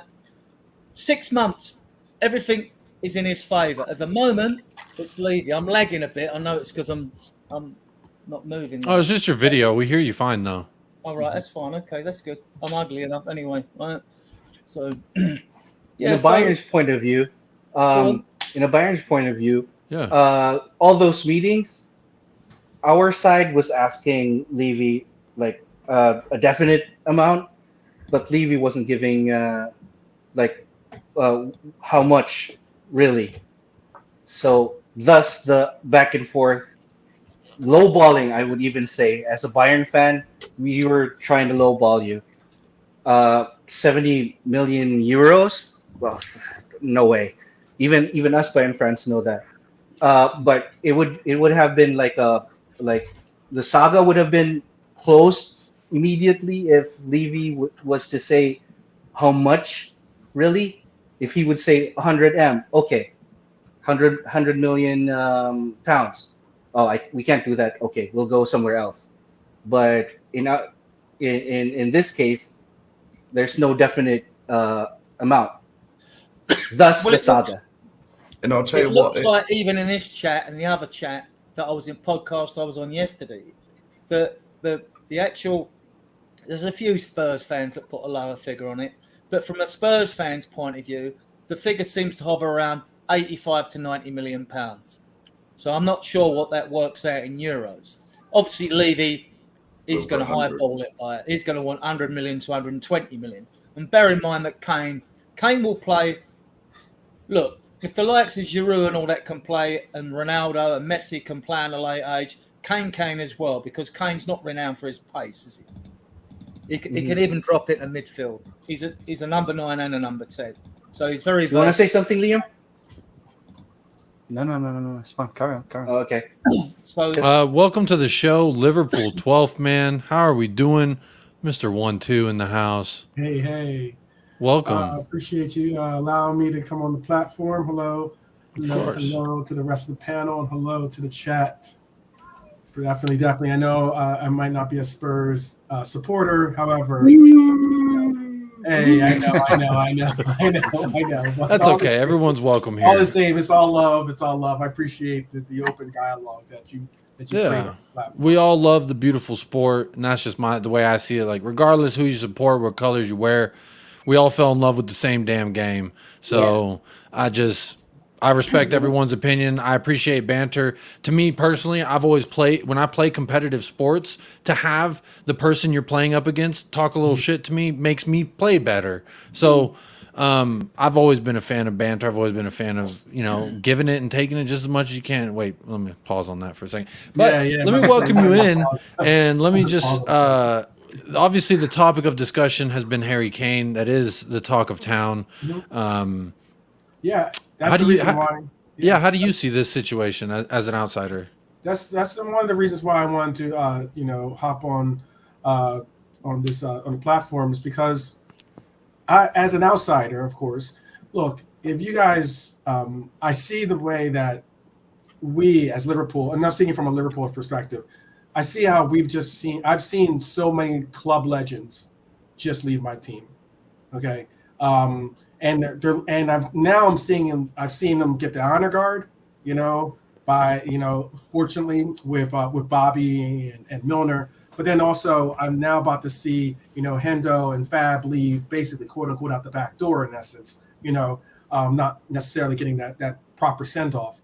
And it's one of those things where I'm not saying that these players were on the level of talent as a Kane. And that's why sometimes when I hear the way that people are so easily wanting to allow for him to leave, it seems like kind of weird for me to hear that. I'm like, if anything, seeing club legends leave like that is something that you have to take a step back and realize that they don't grow. They're not a dime a dozen, and a player to his level is certainly definitely an asset to have on your club.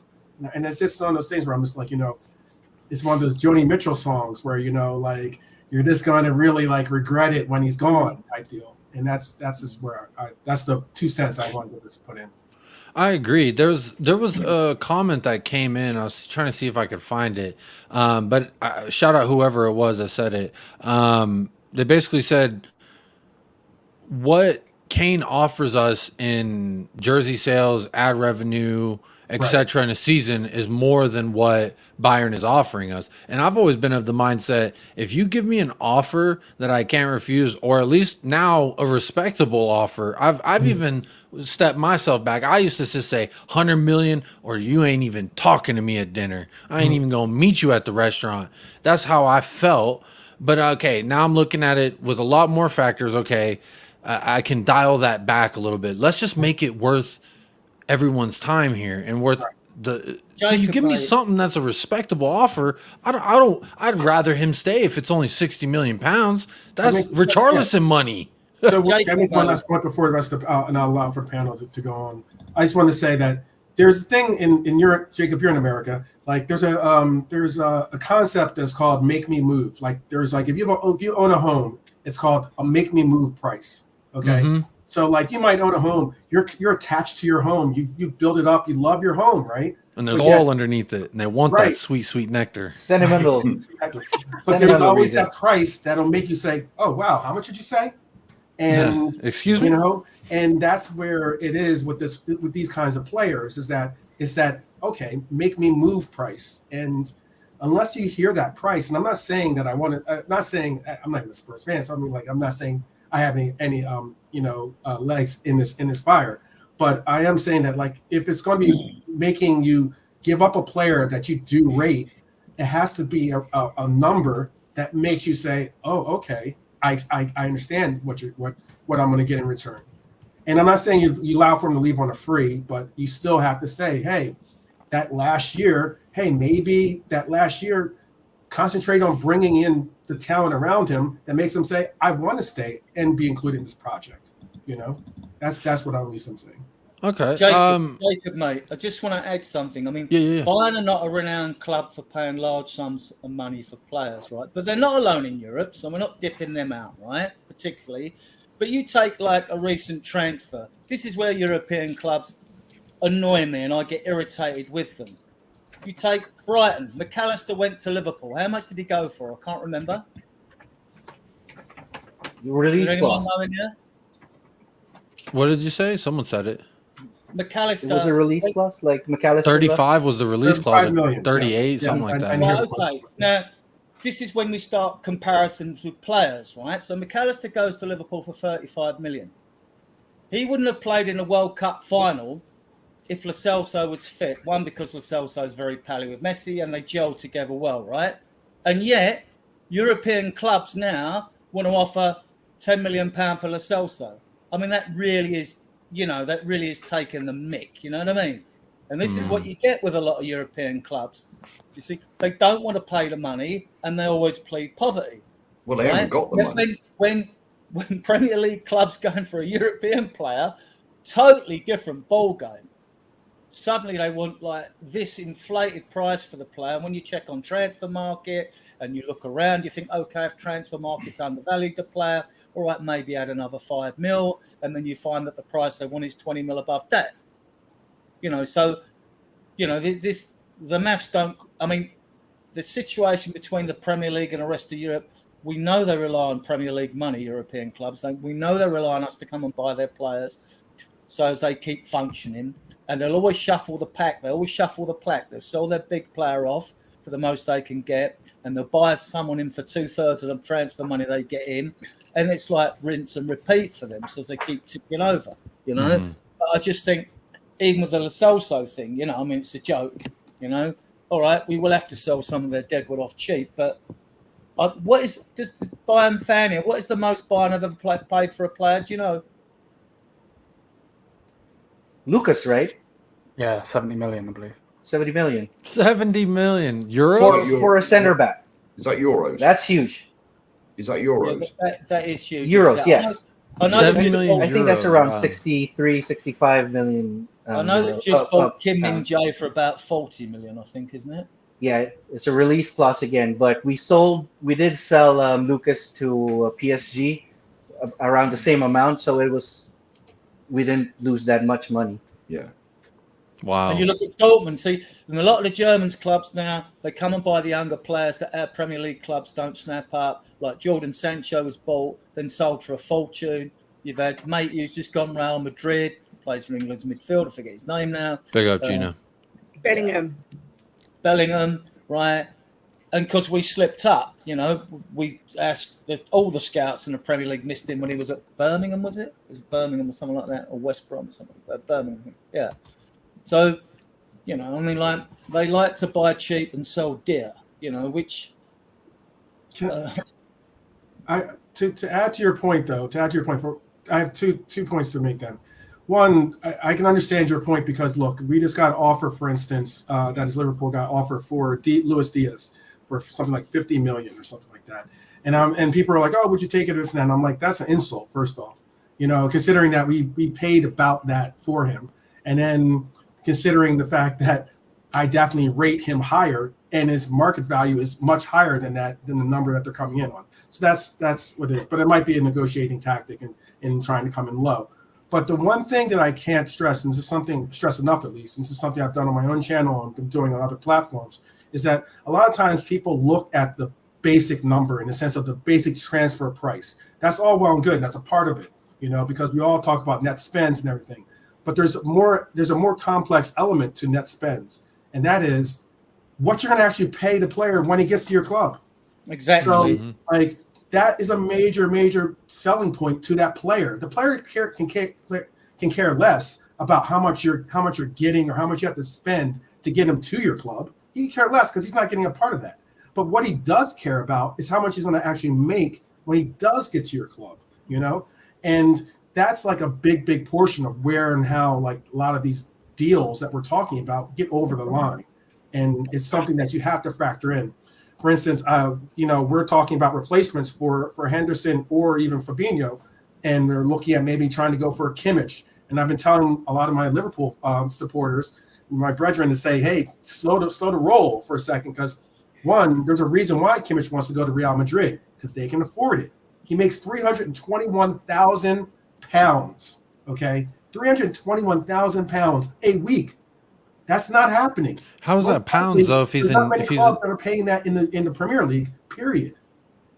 How's that pounds if he's in Germany? Oh, well, I'm making the comparison. 350 euros. Yeah, he makes God, even more euros. that's a You know, lot yeah, of money. exactly. But I mean, Tottenham are paying 200 for Perisic a week. It's not out of the realm of. I mean, people get overpaid all the time, and people get underpaid. That's a lot. That's still a lot. 321,000. That's still that's a lot of money. He's one That's of a our best lot of players. money. And I mean, like, yeah, I'm doing pounds because I'm looking at it from the Premier League perspective, but that's still a lot of money. You wouldn't turn your nose up at it. Yeah, exactly. Certainly not. I'm not taking a cut in wages for no one. Oh, okay. That would make someone move out of their house. Yeah, exactly. Yeah.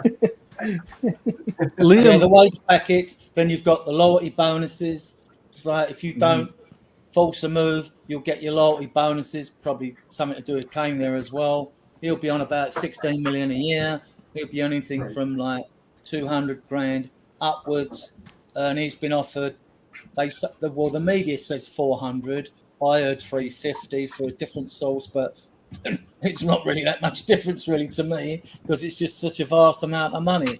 But if you've got a player that comes to you, if it was like Ronaldo or Messi at the end of their contract, you could pay them that 400, 500 grand a week because if you knew you were going to get 5 years out of them, you'd be saving, hundreds of millions on a transfer fee.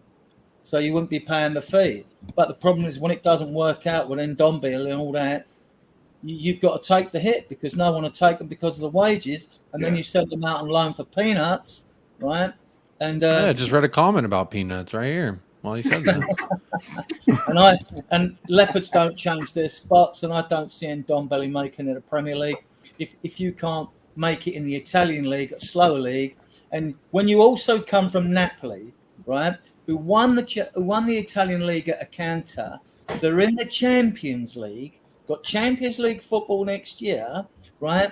And then Ndombele comes back and says, "Oh, I want to try and prove myself at Spurs." Well, reading between the lines, the maths don't add up there. Either they didn't want him, or they wanted him on the cheap, like clubs want to sell so, or he didn't get on with his fellow players there. It just didn't work for him, and he's come back at Spurs. I don't see it working for Spurs. I'll never forgive him for walking off the pitch, against Morecambe in the FA Cup.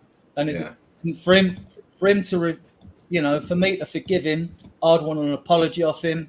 And at the moment, I wouldn't piss in his ear if his brain was on fire. You know what I mean? Because he's really annoyed me. You don't do that to the club. I've watched Spurs play for over 60 years. And, you do not do that to my club. Like anyone who throws their shirt into the crowd, see you later. That's happened in the past. Goodbye. You can go. And every fan should feel the same way about any player that does it. Wait. What's wrong with throwing your shirt into the crowd? That sounds like a fun show. And if some kid get a sweaty ass shirt, that sounds good. I don't mean a giveaway, Jacob. I mean, sometimes players get substituted. They throw a tantrum in the UK. They'll throw their shirt on the ground or into the front and whatever, and they'll storm off down the tunnel. Okay. I ain't seen that, so I'm like, what's wrong? Perisic was butt ass naked after that first preseason match. He gave his shorts, he gave his shirt, he gave that little bra away. He was showing Croatian ass, and I was, hey, whatever, man. It's Australia. I don't know what they got going on out there, but I was just just thank you for the clarity. I just haven't seen a player do that, but I think you're well within your rights as a fan to be upset with Ndombele for what he did. I was one of his last supporters at that juncture, and I said, okay, at this point, now I can't support the man because how can you do that to our club? We're down a goal versus the Morecambe Shrimps. I've never heard of them before that game, and we're down a goal, chasing a goal, and he's walking off the pitch. I understand if you're tired, your legs are dead, but you could still at least just move the arms, bro. Let me see some movement. And he was just like slumped, like, you're taking me off the pitch. I agree. It did piss me off, but Maybe he was tired, Jacob. Yeah, maybe he was so tired. What was it, like the 60th minute, something like that? But you look at Ndombele, for all the skill in the world. I see a pass against Bayern Munich when they done a 7-2 at the lane. It was a forward ball with a curve on it. It was fantastic. It was Hoddlesque it was, And yet I watch games when he's upfield, we lose the ball. He strolls around up there like Sergio Aurier would do. No urgency to get back. Doesn't track back and all that. This is not going to change in this player. This player. You don't think that if Ange? Let me ask you this: level to do 90 minutes in a slower Italian league, you haven't got a prayers in hell's chance of doing it in the Premier League. And I just listen. I'd love him to prove me wrong, Jacob. I would love him to prove me wrong, but all the alarm bells go over my head about Ndombele. I actually think the Celso would have more chance of surviving than Ndombele would, but the Celso's wanted by 5 clubs: Betis, Sevilla, Barcelona. Great, let's sell his ass. And some sell of his those fucking ass. Let their physio do it. We'll have to send over a fucking big ass FedEx box full of his medical files because the motherfucker living rent free in the physio room. So have fun with that. Whoever wants to buy Lo Celso, you got to pay for shipping as well for that big ass box. We would get money for Lo Celso, so sell him then. Yeah, if that's what I'm saying. I want to adjust the. Get so emo and then. Let me pose you something, Adrian. Let me pose something for you. I was having this thought the other day, and I posed it in one of my shows. I said, okay, if Ange Postecoglou, let's look at the fan base, okay? At the end of last season, when we were going through the part where I was feeling like this is Nuno 2.0, we're going to go 70+ days with no manager. So we signed Ange Postecoglou, and think about the amount of fans that were like underwhelmed with that. And we still have fans that are like, he's a shit manager, he ain't gonna do nothing. Shout out Scott M. But what I'm saying is, like, a lot of fans like myself have shifted their negative outlook on Spurs into slightly hopeful for what the future may bring. And just that shift in the fan base is not an easy shift to do. Obviously, you know how volatile this fan base can be, but for him to be able to do that, my thought here with Ndombele is, if Ange Postecoglou is able to cause that kind of a shift in thousands, if not millions of people, I wonder, I see Kate shaking her head, but I wonder if maybe he could do that for a guy like Tanguy Ndombele, make him want to be here. Because let's look, I'm just playing counterpart here. Let's look at Tanguy Ndombele from a human perspective. He was bought for Mauricio Pochettino, an attacking style, and then he comes in and Jose Mourinho's like, you fat bastard, what are you doing here? And then he shows glimpses of like, oh shit, what is that? Wow, that was great. Let me see more of that. But like, you don't win games, you don't hinge a season or a player's starting position on moments, right? They got to consistently provide. Kate's breathing, woosah. I know, and Ndombele is a firecracker in the fan base, really. Like, no. He's let me hear firecracker. All right, Mark. Let me hear it. It went out. Mark, so let me ask this: if Ange, and I'm asking all three of y'all sitting right next and above me, could he potentially be the guy to be the one to get that out of Ndombele again, reignite the burner under his ass and get? Only Jesus Christ himself could do that. Jacob, stop making excuses for our players. This is why we're numbered with so much crap. Second chance Hotspur, that's what we're called. Oh, give them another chance under that manager. Give them another chance. No, they're crap. Get rid. I guess this goes back to Tube's point. I'm a little clingy, but I'm like, maybe we could get a little something. Yes, you are. Yes, you are. Just don't deny it now, Jacob. Come on. All right, so I got to lean in, I guess. Let's not go backwards. We have made changes for the better. There's a different attitude of how we bring players in. We got Bentancur, Kulusevski in,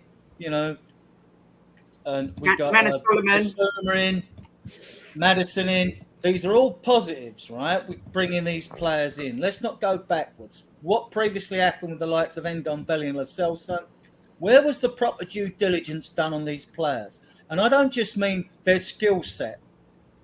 When your scouts are out, they should be asking the club and their fellow players, what's the guy like? What's his mental attitude? Does he get on with other players? Is he a team player? Is he a loner? Is he this? Ndombele was kind of sad in the prime doc. Remember, they had the little, they had the little meeting where they're like, "What's wrong?" And he's like, "Does he train hard and all that?" Right?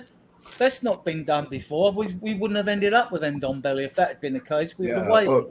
I was going to say, like, allegedly, when he was in France, he was known as being lazy and not giving a shit about anything. He was known for all of that, and yet we still signed him. I think our recruitment team basically goes on YouTube and watches their show Yeah. reel and goes, wow, this guy's a baller. No, they have Let's been give listening to me all brilliant." summer, honestly, because in January I said, let's get Mickey Van de Veen. Then we're linked with him. I started career mode with Bayer Leverkusen. I'm like, this Tapsoba guy's pretty good. Next thing I know, we're linked with Tapsoba. I'm just saying they might be listening to me. Big up Maybe. Daniel from South Simons is a Africa. good call by you, Jacob, as well. Say that Jackie again. Nate? Simons is a good call. Oh, Zavi Simons. Yeah, don't forget. I mentioned Zavi Simons. Great youngster. I've been mentioning him since January as well. Everyone's talking about a number 6, whether Basuma's the number 6 or not. Now, there's a player actually that Sean Butler brought up, actually, who's very good. If you've got a video From go and PSV Sangari. go and watch Ibrahim Ibrahim Sangari. Sangari, He is Musa Dembele number 2. He You know what's plays crazy? PSV. Adrian, I know it's a video game, but I literally just created a week ago another career mode with PSV, and I was like, should I keep this Sangari guy? I wonder if he's any good. And then the next day, fucking Sean's video comes out talking about Sangari. I'm just saying. I'm not saying that I'm Nostradamus out here, but I may be Nostradamus. I'm like, Let me ask while we're on I'm the not saying, but I'm saying. while we're on the Ndombele thing, let me ask the Bayern boys. What do y'all? Sorry, I'm not meaning to refer to y'all as like a collective, the Bayern boys. It's just easier, kind of rolled off the tongue. Liam, I'll start with you. Ndombele, what do you, as a outsider, how do you view this guy? Yeah, he's lazy. Yeah. Enough said. I like this man. Enough said. I like him. Yeah. Yeah, He very is good. lazy, man. I mean, it's just not like one season off. It's been like what 3-4 or even more seasons of him being lazy. He can't. More That like won't a change. dead sheep. Yeah, exactly. That But won't he's got change sparkles, overnight. man. He sparkles Aw. sometimes. Sometimes when that sun hits him just right, it's so shiny You're and beautiful. attached, aren't you? You're All attached this to him. is I think you're watching too many anime, man. That's true. I do. I I do don't- enjoy me some anime. Back to the Sangari thing. I don't mind getting a Sangari in or Amrabat in, another number 6, because although Basuma could do the job, he's not that tank that Sangari is at the back, intimidating enough for me, right? It may well work. And when Spurs fans turn around and say, oh, Skip and Højbjerg won't work under an Ange system, hang about a second, guys. Calm yourself. And Spurs fans are never calm. Not for one day to the next anyway, right? The problem you have is when Ange has got his system going, what happens when tactics and the game's not quite going your way? Who do you bring on to stiffen the midfield up? You've got no one. If you've got all number 8s and a couple of number 6s, you've got no one to bring on. Now, if you're going to get rid of Højbjerg, make sure you've got a ready-made replacement. If you're going to get rid of Skip, I don't think you will because he's homegrown. I think he's got a higher ceiling anyway. Then you get ready to bring someone in. But it's not like you can't sell players in certain positions that you haven't got strength in depth on. You can't do that, So Well, I'm getting rinsed in the chat right now, so I would like shout to out see- everyone. Rightly so. Rightly so. I just wanted to play the counterpoint, and I'm a hopeless romantic, y'all. I can't help it if I imagine a world where Ange gets a motivated Tanguy and Ndombele to bag 15 and 15 like a G, because he could do it if he gave a shit. But that's the thing. It's like, our rational side may say no, but my heart says maybe it could have Jacob, happened. you're Ah. basically me in a Bayern shirt. Jacob, I hope you're right. But I just don't see it. I am the hopeless romantic I have as a Bayern more, fan. Yeah. Dude, I have more Ndombele, hope that man. Romero will prove me right than Tanguy and Ndombele for sure. And- in my whole delusional, hopeless romantic feelings, but And you have to also consider the rest of the squad, Jacob. When you've got a bench and all that, right? And Ndombele's given a choice in that first team squad, right? And he's not running his arse off like everyone else is and all that. And there's players on the bench thinking, why is he playing in the first team and I'm sitting on the bench? And then you get bad feeling throughout your squad because a player's not giving it 100%. And if they know that other players and they're expected, the other 10 exposed to do it in others, they're not going to be very happy. You soon turn around and say it, right? Players will soon turn around and say it affects them, Yeah. I I was wagging my finger at Yeah. Jim. He's poking fun at my accents here. Everyone likes to make fun of my accents that I try to do Your here accent's on the off, show. Jacob. Lerionka THFC, that's a new name. Repping Eric Dyer as the profile photo. Questionable decision, but says no burner to be ignited. He's done. I would ask Future this, captain. Your but future how do you captain. feel about Eric Dyer? Can he be reignited? Because if you feel like he can, then I don't know anymore. I don't know what to Well, say. he's going to be with us next season, as is Davis, isn't he? And Davis will actually be good cover because Udogie won't. He's a young player. If I had to keep one of the two, I'd take He won't be Davies. on good Yeah. form all season. So Davis is pretty solid. He's nothing spectacular, but he's solid, isn't he? So he's still got 2 years on his contract, so you'll keep him. And Yeah, Dyer the again, old regular girl he'll- from school. You know, Dyer she ain't will be nothing as probably fancy, but she's as there. as fourth choice centre back. I would Can I- like to see Tapsoba and Van der Ven brought in to play together. And I'm not being left field when I say this. We have the perfect number 6 at Tottenham. The perfect number 6 who doesn't play at number 6, right? Who's good on the ball, right?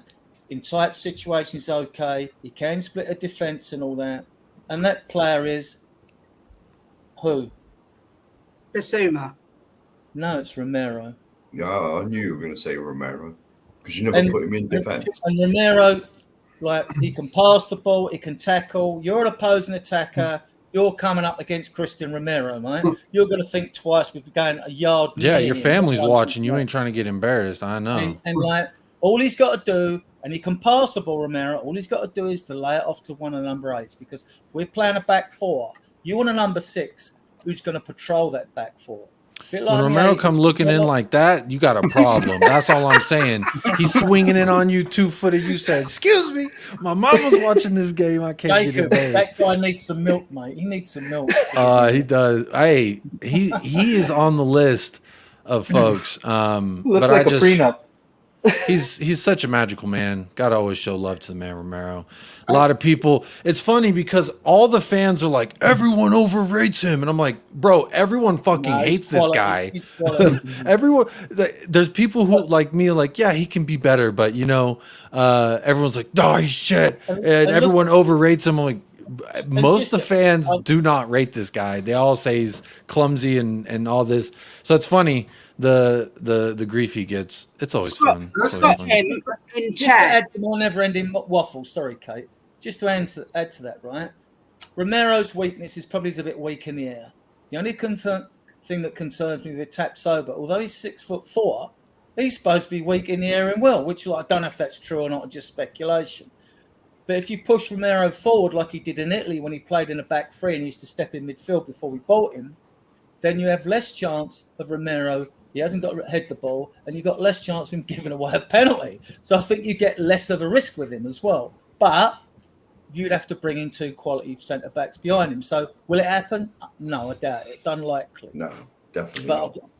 it won't happen. But like, Kate, you look stressed out with the proposition. I just Sorry, can't cope. Kate. Can't cope. Why are we putting players in positions that they don't belong in? Just bring in a number 6. Romero is so overrated. Don't get me wrong. I think he's the best defender we've got, but that's because our defenders are awful. He's goddamn so overrated. He's rash. He's not a great... I mean, he makes stupid mistakes. Oh, my God, I can't cope with this fan base. Oh, let's just put Romero in number 6. No, let's not do that. Let's do what a big club does and go and buy a number 6, and not put people in... This man can go anywhere as far as I'm concerned. Unless we're playing Basuma. Play him I at striker. agree with you. But in Italy, when you got a back 3, you'll find the usual. The centre one is the better ball player, can spray balls left and right, forward up the pitch, and usually find the centre back of a back 3 will step into midfield anyway and do what a number 6 does. But like, no, I agree. Go and get Sangara. I'd love to get Sangara. I'd take Amrabat as well. Yeah, I like him. It's just a small club mentality at this club, and the fans represent that small club mentality daily, and I'm getting to the point where my head actually is going to explode because I moved you over so you could see this photo a little bit more clearly, and we could see. Don't get me wrong. I think There you Romero go. is gorgeous. I'm quite happy to sit there looking at him, but I'd He rather levitates. Look at the guy. He can walk on water, and you're telling he me he can't. doesn't make good decisions? No, he can't. Our fan base gets That's not nice. Oh, look, our future number 9. Jacob, I'm going to bash you up a minute. We get one player that's half decent in Romero, and everyone goes, "Oh my God, we've signed this world-class defender. He's amazing. He's the best defender in the world. He's world-class." No, he isn't. He's World Cup winner. No. He is goated. I will say that he's goated. He suffers with form, but he's 25. He's not a mature centre back at that age. You know, Could not He's even around the lace 28 Ledley mark. King's boots. Correct, Couldn't Mark. even Correct. lace Ledley You're right, King's Mark. boots. Or Yan. But regardless, Nor Ledley Yan, King nor ain't Toby. doing shit but selling out for the club. He twerking every second he gets. Oh, look Oh, over here on Instagram. So let's stop the whole lace this dude's boots who ain't gonna play because he's older than my dad. Let's not do that because that's not really fair to the conversation. He doesn't play right now. Now, if you say he can't lace someone's boots who currently plays, I would say, okay, you're right. But like Ledley King, I think it's not fair to judge eras, right? I think it's not fair to players because like Harry Kane is the greatest I've seen. And so I can rate him as a GOAT because that's what I've experienced. But someone like you or Adrian, who've watched the club longer, have seen better players come through here, you have a different GOAT. And I think that both are acceptable answers because I never watched Glenn Hoddle tear up a defense. I can only watch clips. Not the fact that I've watched Jimmy Greaves play or watch great strikers at Spurs. It's not fair to compare them when they come from different eras when football was different and it was played in a different way. So and different pitches and everything. The players are taken care of so nice on now the bus. They play there. on bowling greens. Back Even in the balls day, are they were different. Mud baths. They were mud baths back in the day. And you look at the floodlight pitches. Like now, you think like you're on a beach in Spain or something. The pitches are so bright, you know. But before you see all the shadows on the players and things like that, when you had floodlight pylons and things like that. It'd be great when you're at a game and the floodlights would fail. I don't know if Mark remembers that or whatever. Yes. It used to be a lot. You'll be standing in the dark, and all you'd see was all these cigarette lighters going in the background. People were allowed to smoke, like you know. But but you know, different times, yeah. Yeah, it's different. I just don't feel like it's fair to Ledley or fair to whoever you're comparing him to because, like, he didn't also have a full career. Like, he was cut short. It's like.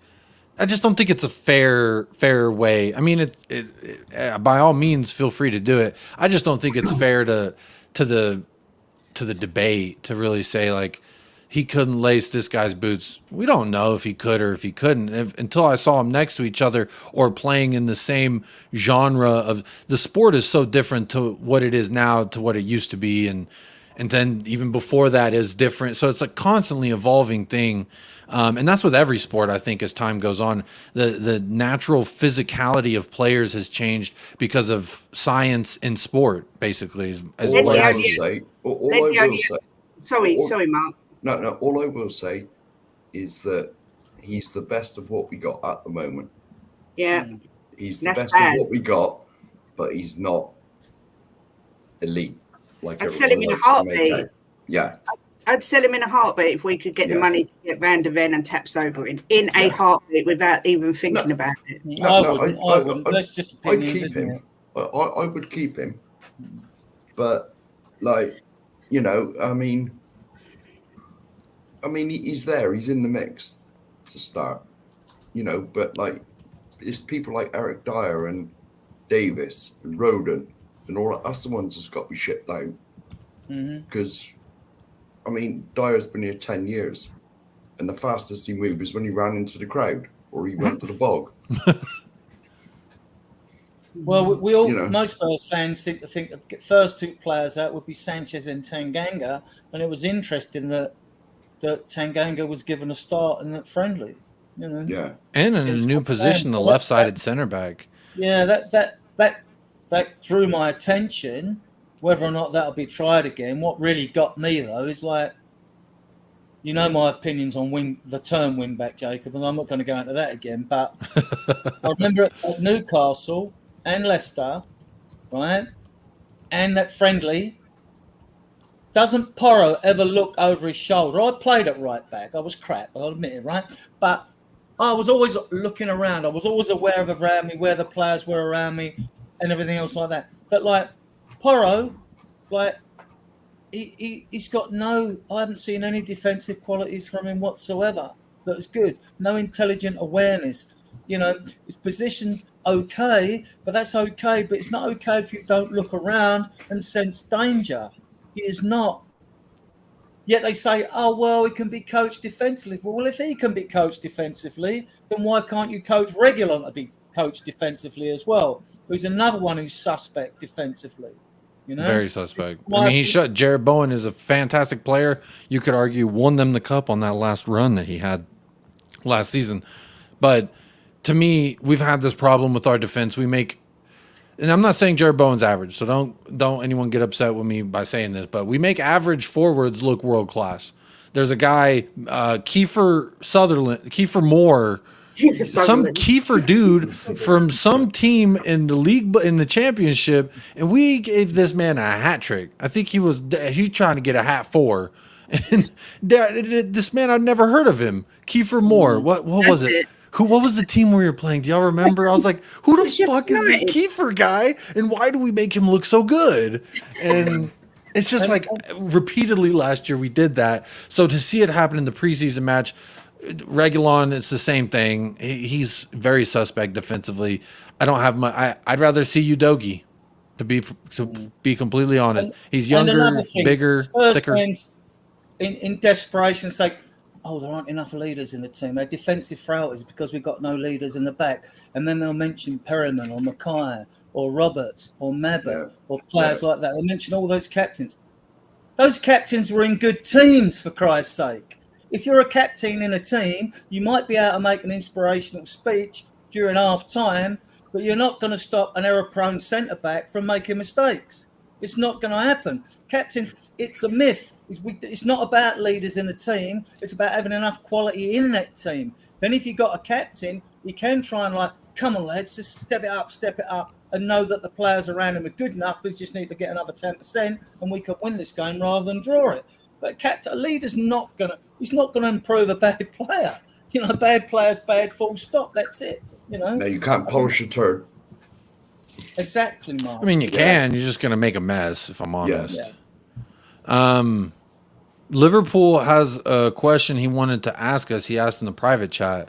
Says, can I ask the panel and chat a question? Hypothetically, if you were to sell Kane for 100 million euros, who are you bringing in to replace him or elsewise? And that is actually a good segment to the other starred comment that I have from Elle over an hour ago. Elle, I don't know if you're still here, but she asked if Kane leaves for Bayern, who would we replace him with? Love Richie, but he's not it. And I agree with that. So I want to ask, and I'm going to work around the clock. So Mark, I'll start with you. 100 million. Who are you bringing in to replace Harry Kane? Well, I said when we signed him that Richie is Kane's replacement. Whether he's good enough, I don't know. Probably not. But to me, you got to sort the defence out first. Don't worry about it, because players will score. Sonny will score. Kulu will get a few. Hopefully Matters will bang a few in. You know, our attack's not the problem. It's the defence that's the problem. I would basically blow that 100 million on a couple of quality centre-backs. No, that's a good answer. Of quality ones. And are you moving Sonny to striker? I think that's what I would do in that situation. Yeah. Or Richie, because that's his natural position. Not that he's been given a chance there, because Harry's always there. But Richie was a number 9 running. He always has been. You look at him for Brazil, he scores worldies. You know. Well, that's. I mean, Richarlison frustrates me so much because he's like a box of great vibes just waiting to be opened, and every time he can open it, he's just like, nah, I'm offside. Actually, sorry. Yeah, and it's just like it's so frustrating to watch. Adrian, what about you? 100 million. Kate next. Come to me last. You want to go last? Okay. Okay. Here's what I'll do. I'll move you and Kate. So Kate, you've been promoted to second. Yes. Um, Hello, Kate. busy now. Sorry, wrong way up. you're top Wrong shelf way. now. You're on the top Hello, shelf. Kate. Hey, Um, not for the first time. 100 million. Kane sold. Who are you buying to replace him? Or are you going with the route? Let's get some 2 decent center backs in. I am. I'm going for. Don't worry about the forwards. We've got so many players Yeah. that can score with the likes of. But let's say we've already got the money for those forwards and we figure something out there.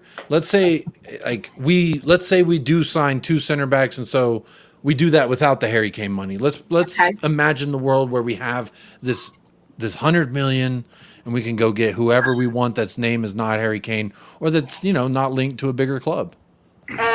Oh, I love your imaginary worlds, Jacob. They're amazing. I try to set the scene, I'd go for Ivan Toney. Yes, on me. I think he's so underrated. I think he's such a good little player. I've been saying it for months and months. I think Brentford would be more willing to let him go because of this ban that he's got over his head. Richarlison, I'm baffled as to why we even signed him. I'm just absolutely baffled. I can't get my head around it. Why, number one, we spent that much money when we needed defenders, and number two, why it was him. I don't understand why it was him.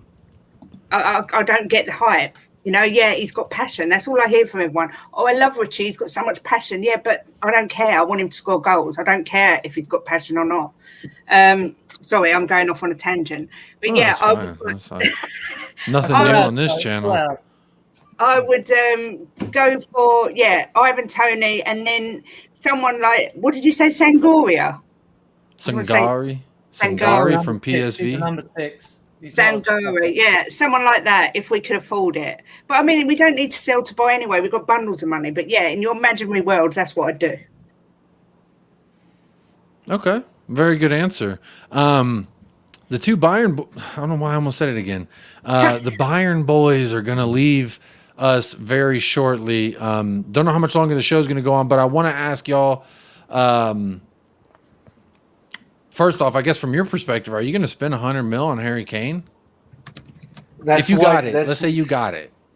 Oh, we do have it, but where's it at? Show me the money.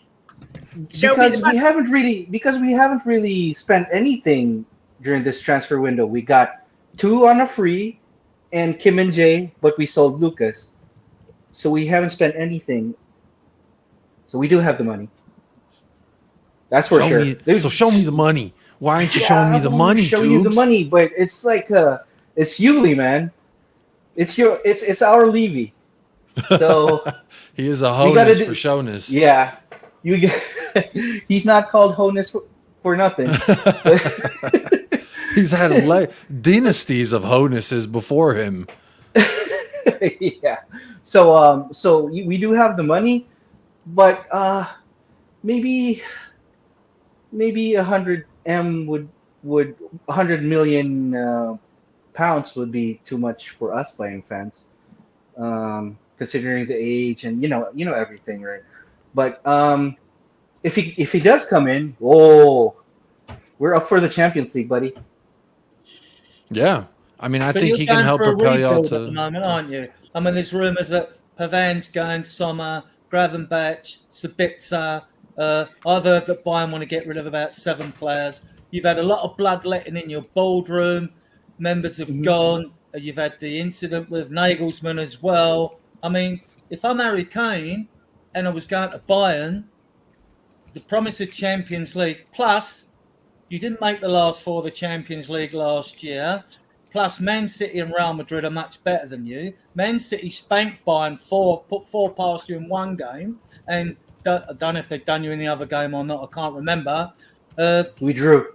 And Bayern need to do something, because even Napoli, who didn't make the last 4, are a better team than Bayern at present. Don't get me wrong, all them teams are better than Spurs. Right? Because we lack a striker.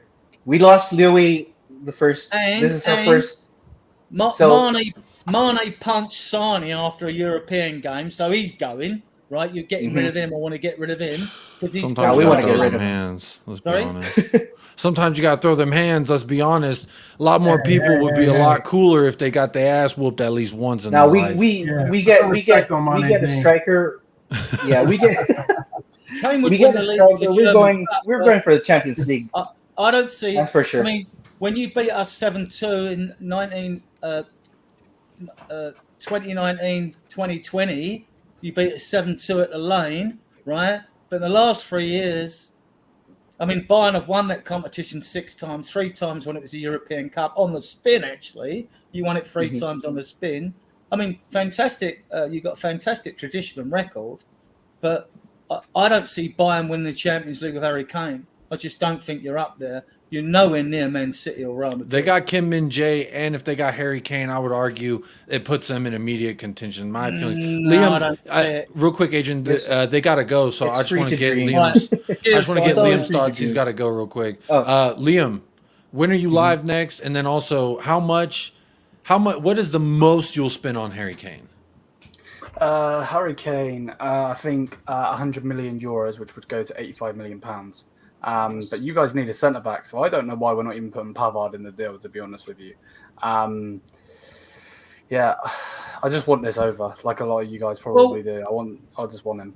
Cool, but why not bid the 85? Why not just go to Levy 85 mil? Shouldn't have to wait what he wants. Levy's going to sit and wait. And That's how you negotiate. Or you want. Yeah, that's how you negotiate. That's how 60 and 68 mil has been your biggest verbal offer. We've had no official bid for Harry Kane because they've been waiting. They've been waiting for Kane to say what he said now. German media Kane must has come love out and said Bayern he's not because they been keep pumping you up for this transfer. Oh, of course they love us. That's for sure. That's for sure. But big up to the Bayern boys, both of them with a debut on the channel today. Really enjoyed it. Would love to have y'all on again. Yeah, I'm thinking about doing these call-in shows on back. Fridays. So this might be the thing going forward. Fridays at some point pop up with Jacob. So y'all are always welcome. I will ask you to wear many different hats while you're here, as you could tell. But I always try and keep it a good time and have good vibes. That's what we try to do here. So here's the link. Go sub to the Bayern boys. Show them some love. I didn't realize I wasn't subscribed already, so I subscribed. I found the channel. It takes 5 seconds. I literally did it in between YouTube's and Adrian's comments, so it takes no time at all. Also takes no time to hit that like on the video. I see we have 20 more votes than likes. 20 motherfuckers want to party, but not bring the free beer. Bring the free beer. Cost you nothing. But anyway, Tubes, thank you so much for joining in. I had a blessed chat. It's been 2 hours with you. Finally, huh? Liam, Finally. finally got to chat. You're always welcome, man. I enjoyed it. And Liam as well. I do like Musiala, and you're not getting him. I know. I know y'all got him at like 175 mil release clause, something crazy like that. But big ups to you both. Thank you for joining. You got anything live coming up that y'all want to plug before you go? Yeah, we'll be live in about an hour and a half. Okay. YouTube will be live. We'll be talking about Kane, Kyle Walker, and stuff like that. But hopefully you guys are all doing good. Jim just subscribed to the B Boys. There we go. Big ups to everyone. Thanks, guys. Thanks, panel. Yeah, big ups. Thank you, y'all. chat. Have a great rest of your day, and good luck with the show. I'll be tuning in. I love you already. Bye, guys. Bye. Good night. Y'all take care. And as they go, I have someone else to add to the show. I see him backstage. He's smiling. He's looking like 12th man. You're gonna feel a little bit more comfortable when I bring in the one and only Uncle Anfield Rods. How are we doing, my friend? Hey, bring a little red to this party. Now, you know what? Do you know what it is? Yeah, do you know what it is? Jacob's in my chat and everything that, and he's a lovely guy. You know what I mean? I literally come in to support him and say hello to everybody in the chat. Do you know what I mean? And hello to everybody on the panel as well. Do you know what I mean? Because Jacob is a great guy, and he always supports me and everything that. So, like, being on his show, listen, it's a pleasure being on his show. He's a lovely guy. He's a great guy. It's all right. Your check's in the post, yeah? Yeah. I love it. But yeah, Jacob, you know what? Want my substitute for Kane now, or what? Yeah. Yeah, I do. I just wanted to welcome in. I want to welcome in the Uncle, and you. I will be coming around the panel, so it is your turn, Adrian. Now, but the way that this panel has worked out, I'm going to move myself right here. Well, first, before I go into that, first I want to go on like a situation if we lose him and we don't get a replacement. Okay. We'll be fine because we can play Richarlison or Son as a number 9. And if Richarlison and Son are both playing, one can play as a winger. But we've also got, if they stay, if Son or Richarlison are playing as a number 9, you've also got Porro, Perisic, Solomon, Kulusevski and Gill. That's if Gill and Porro and Perisic stay. So you've got enough cover on the wings. So that's the worst case scenario. We don't replace Kane and Kane's sold. Now, who would I go for? Well, we've been linked with Pedro from Flamengo, who scored 30 goals last season. But he's 26, so I question, why haven't we heard of him before, right? Then there's obviously Jonathan David's been mentioned. I'm not so keen on Jonathan David, to be honest with you. He's all right. I don't know if he's a Kane replacement. Osimhen of Napoli have been mentioned, but Osimhen's got Champions League football. He ain't coming here. Yeah, Vlahovic hasn't got any European football, Juventus. But the rumour is he might go to PSG. He might come in for Spurs in January. Anyway. The rumors to PSG got shut down. Apparently PSG are not. All right. I think it was PSG. No, that was Bayern. That was Bayern. Things been mentioned, and a while back, the young Ferguson at Brighton, who looks a good prospect, was mentioned as well. But my pick would be Muani, French. Kolo Muani. Yeah. Goal, the man with the goal that could have been, but wasn't. He's 24, right? He's banged a few goals and he's worth a look. Muani, Muani. Yeah. The French international. Yeah, and he looks a bit tasty because whoever you bring in is a gamble as a striker, especially if you're bringing him from gold, unless you're going to get a Tony. And Tony's on a ban anyway, isn't he? For the beginning of the season, isn't he? I should make him a discounted rate, right? When you go to the store and something's already unboxed, you get a little bit, 35% off. That'd be typical Spurs. Buy a cripple, or buy Tony who can't play for half the season, wouldn't it? You know what I mean? Yeah. I mean, no. So I would go for Marnie. There's also that we've been linked with that Jimenez at PSV as well as Saga, you know. So Jimenez at PSV. Thing with these Dutch players, you either get one that hits like a Van Persie or the rest of them are total crap. You know, look at the ones we bought. I mean, we got Matey who we sold to the Mexican club. Mind you, did win a trophy out there. You know, we bought Bergwijn. I mean, it's the Eredivisie. It's just it's not a proven hunting ground for players that make it in the Premier League. When you get a good, and you know, I think. What about Raphael van der Vaart? You had Raphael van der Vaart, didn't you? Yeah, brilliant. Good. He was all right, though. Yeah, brilliant. I like to say it, the best player the best player I've seen come out of Holland in the Premier League has to be Dennis Bergkamp. Right, in my opinion. Yeah. You got to say, yeah. You're not wrong. And I think he's Arsenal's best player in the history anyway. Their fans will argue between him and Henry, right? Who was a Tottenham fan? Dennis Bergkamp? Yeah, he was, Mark. He was a Tottenham fan. True. But we didn't get Now, Bergkamp was something special, though, wasn't he? Oh, it was class. Something special.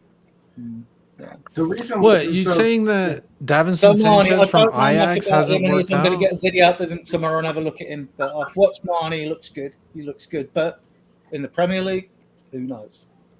Yeah. See, Tony's proven in the Premier League. Yeah, go ahead, 12. Oh no, Tony. I mean, Tony is a good choice. I mean, that's a good player, but you are going to have to work out the whole band thing and working him into the system, and that's going to take time to get him involved into a team system, especially with a new coach. But why I asked that question is this: one, if I got the $100 million offer, I would say I would turn it down and actually just put $100 million, put the $100 million back into Harry Kane in the sense, or put it elsewhere. But because I hear you guys saying that you can replace him, and this man makes up 1/4 of your goals. If anything, the man scored 30 goals, 37 all comp last year. Okay. Second place on your team with goals was Son, where you're thinking about moving to your main striker. He had 10. He had 10 but he had 10 goals for your team. So you're talking about someone that scored 30 goals in the league, and then you're going to put a 10-goal scorer in his place and think you're going to automatically. But that's not really fair to Son, who was playing with a hernia all last season in a highly defensive formation and tactics. The way we set up with. I'm not having that, Jacob. Okay. If a player's not fit, he shouldn't be playing. Yeah, why Jake. wasn't Well, Kane that's doing what that's it? the Why wasn't excuse they Kane make for doing it Giovanni Lo when he Celso, came right? Yeah. They say, And "Oh, Jimmy well, they shouldn't forced give him to game play." time. And now Eric Dyer says, "I was injured last season." Eric, it don't matter if you're injured or not, you're shit, right? So No, it makes no, no. no difference.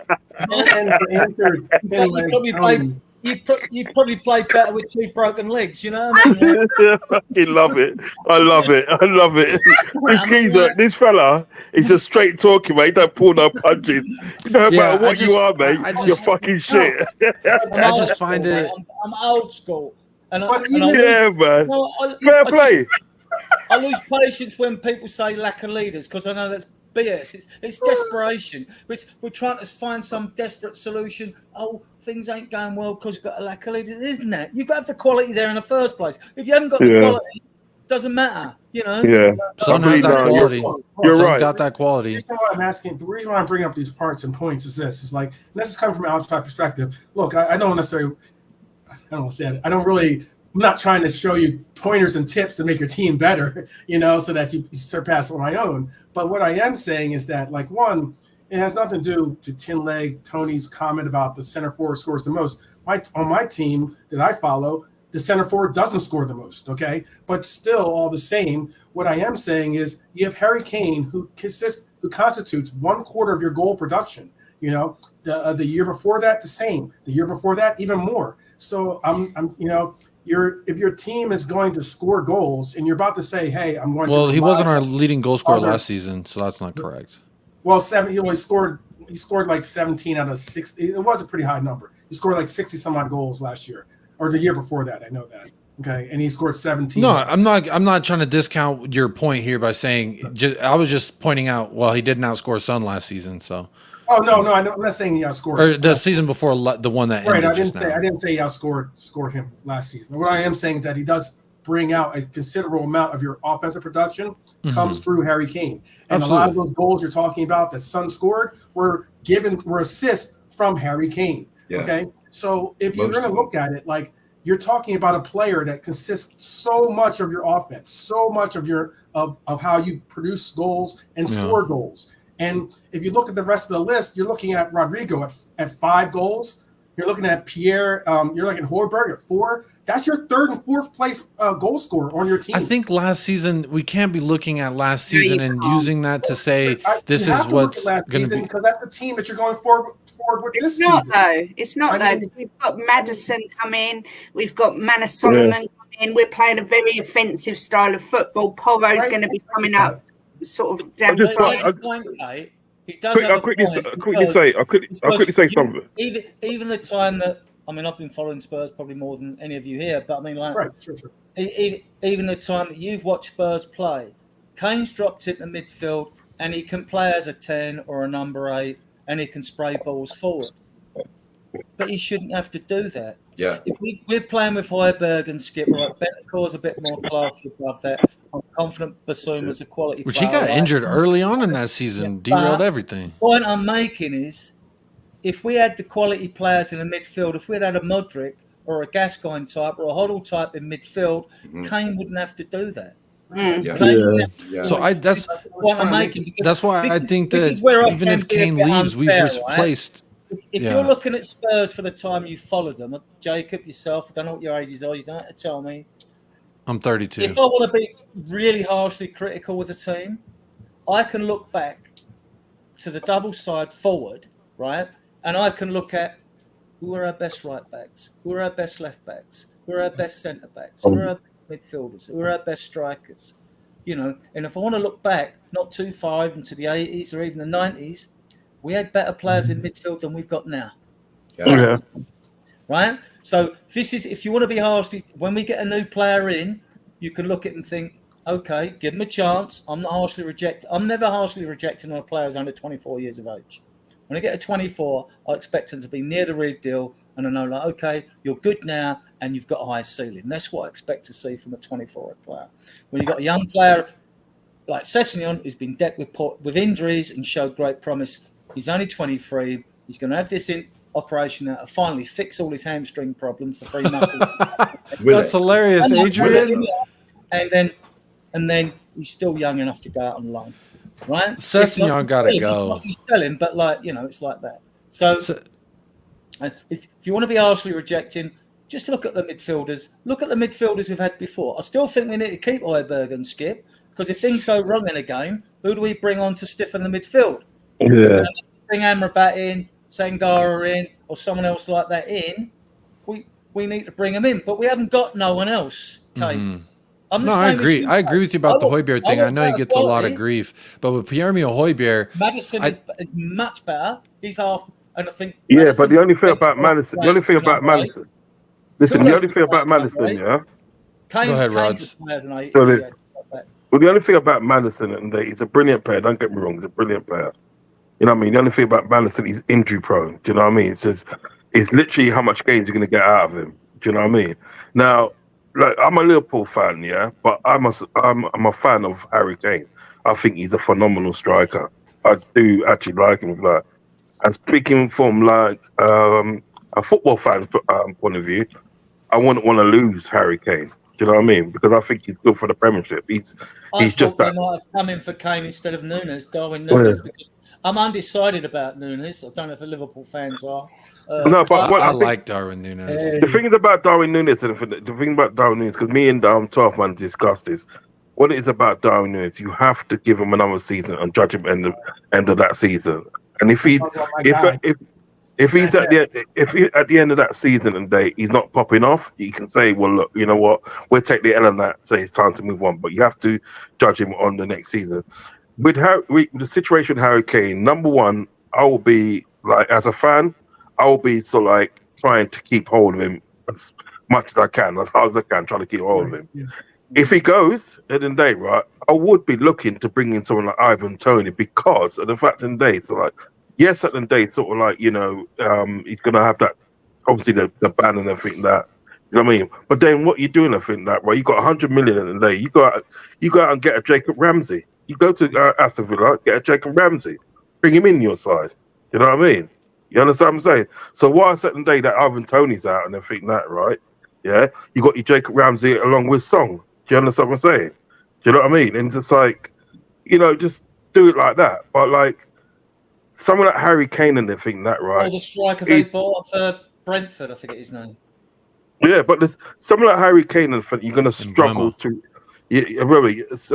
Someone like Harry Kane, I think you're going to struggle to replace him, because he's such an important part of your team, and he's such an important part to the Premier League as it is. Do you know what I mean? He's not only an important part to sort of like Tottenham, he's an important part to the Premier League because he's phenomenal. Because at the end of the day, when he gets in his thing and everything, starts putting away goals and everything, goals, you get about 20 to 25 to 30 goals in all competition. Do you understand what I'm saying? Him and Song and everything that they're dynamite. Song got gold with what, 23 last year with Salah? Yeah, that's what I'm trying to say. So this is the sort of player that he got, and so he'd be really, really hard at the end of the day to replace a player like that. And personally, at the day, the only thing I can think of is getting someone like Ivan Toney and Jacob Ramsey. That's the only thing I can think of. Other than that, I can't think of anything else. But with Madison, the only thing that worries me about Madison is he's injury prone. Although Ivan Toney is a sort of more of an old traditional battling forward that you had in the old days, I don't think. Ivan Toney can do what Kane can do. I don't think he's skillful as Richarlison, and I don't think he'll get you as many goals as Richarlison. I don't rate Richarlison. I don't rate. Wait, you said wait. Everyone, hang on a second. Can everyone just hang on a second? Hang on a second. Adrian, I just want to make sure I heard you right. Did you say that Tony's not as good as Richarlison? That he couldn't do what Richarlison can do? Yeah. I'm gonna push back on that a little bit, because when you saw him and the impact he had with Brentford, I think that Ivan Toney for Brentford does what Kane does for us. He drops back deep and creates for Mbeumo and the other dude on the left, and then he also can play up front forward. But he's also got pace. He's faster than Richarlison. He's better. His first touch is better than Richarlison's. And I mean, I don't see him getting 9 shots off target a game. What is this? Stop. Flop. Flop. Oh, flop. I was like, what's she saying out there? Ridiculously flat. Real quick, also want to say Wolves Fight, thank you so much for the $10 dono to the channel, says Jacob Pop-Up Spurs Right. chat. Also, I see Jim left a super chat, and the chat is pumping, but it's not refreshing for me. So, Adrian, while y'all talk, I'm going to refresh real quick. Let me make a different comparison to Nunes. Go ahead. And all that. I think Nunes looks quality. He looks very skillful. He might be trying too hard, but his strike rate has been poor, right? That might be because he's trying too hard, struggling to adapt, and he may really rock it, right? He may really hit the ground running this next season. But when I've seen him, he's missed a lot of chances that he should have buried, right? Right now, when I move on to Richarlison, the reason I say wait, hold on. He hasn't missed a lot of chance. Wait, 1 second. He hasn't missed a lot of chance. More so, a good percentage of his chances have been saved. As in, he doesn't miss the target as so many people say he does. However, he has had a lot of great saves placed on him. Okay, that's. I just want to make sure, because I'm one of the biggest ambassador. That's his nickname, ambassador. Like I'm one of the biggest fans that he has and supporters. And when it comes to statistics or things about him, I can go toe to toe with anyone. But I will make sure he's correct. Why has the goalkeeper saved them then? Say that one more time. Why have these goalkeepers made all these saves then? When have they? Why have they? You're saying like, why have they? Why have they? Goalkeepers. Well, no. See, this is the part. Made all them saves. This is the part and point of why I'm making that point. Is this? I'd have a bigger problem if he was not in the right places to make the chances. Okay, that's a bigger concern for me than actually missing the chances. Because if you know, Klopp had the same problem with Robert Lewandowski. I'm not saying he's Lewandowski, but what I am saying is he had the same problem when Lewandowski was playing for him at Dortmund. And what it was is that he did the same thing. He's doing the same process with Nunez in getting him to calm down, focus, and go through with the entire process in his mind. Because you're right, he has been so 110 miles, like lightning speed, that he sometimes doesn't slow himself down to just open himself up to be able to score these easy or sometimes a lot not of easy fast players goals. do tend to snatch at their chances, I find, when you watch them play. Right, and the thing about it is that a player, so a lot of people say, oh, he misses a lot of chances or he's not good, he's not this and that. You can't say that. This player scored 34 goals in the Portuguese league before he came to Liverpool. He scored 14 goals his first year. Then he went from 14 to 34. He learned the system. He got incorporated with his teammates, and he responded. Yeah. This year, he scored 15 goals. He's going to learn the system. He's another year in, and he's going to respond. That's what I see. I'm not saying he's going to score 34 goals, but I believe that he will score at least 20-plus goals this year, which will be a considerable. I mean, if he has a fantastic season, but doesn't score against us, you know what I mean? So, like, back to my. I love this fella. Before Kate commits suicide, right? Right. When he was at Watford, I liked what I saw. Right, played well at Watford. He then got the transfer to Everton. When he played at Everton, he was Everton's best player. Right, press like mad, give you 100% all the time. Very suited for a high press game anyway. Scored not a massive amount of goals, but you could see it there. Watched him for Brazil. Looks a different player for Brazil when he's got better players around him. Right. So now at Spurs, how much game time has he had? He's ideal for the Ange press. I believe he'd get us at least 15 league goals a season, right? In the Ange press system, if he's given a run out. He was a bit unlucky this season. He had a few goals disallowed for offside, and I just wondered, when goal scorers are scoring, their confidence goes up and it kicks on. He's skillful. He's definitely skillful. I've seen him on the sides when he's on the wings, losing the odd player and all that, and playing for a ball and all that. But because he's cost 60 million and he ain't scored 25 goals, every Spurs fan and their dog are calling him a flop. I don't think he's a flop. I don't think he's had enough time the fans to actually judge him. And this is the problem with all Premier League players now. It's not like back in the day when you were given. The reason the term one season wonder came in was because if you had a good season, you were judged on your second season. Now you're judged on your first game, let alone your second game. You were given no time as a player whatsoever. I remember in Kulusevski, I'd watched him. I didn't know nothing about Bentancur, I'll be totally honest. I was going on about Kulusevski with a mate of mine for ages. I said, this kid is good. He's built like a brick shit house. For someone of his age, I said to guys, I love him. He's a unit, right? And I said, like, he's good. I said, he's got the build and the stature and the physique and the energy for the Premier League, right? Now, when he came to Spurs, he got a 20-minute substitution in his first game. And everyone was saying, and he ain't the quickest, right? He's not a fast speed winger like I'm back at you, you know what I mean? So, like, when he came, they went, 20 minutes, he's rubbish. What we bought him for, he's crap, blah, blah, blah. He got a second 20-minute cameo, same thing again. I think in his third game, I think it was away at Man City, when Son was lacking confidence, normally he had gone on and scored, and he squared it and Kulu scored. And from that moment on, when he scored against Man City away, he kicked on. This season, Kulu's not been so hot.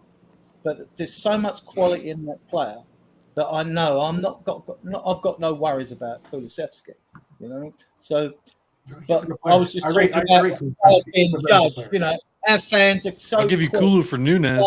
Scrap heap, you know, and like we fans are too impatient now with us. I'm just upset with Kulu on the subject of Kulusevski. Fans are judge, jury, and execution. Now. Every game, there's no patience, like, you know.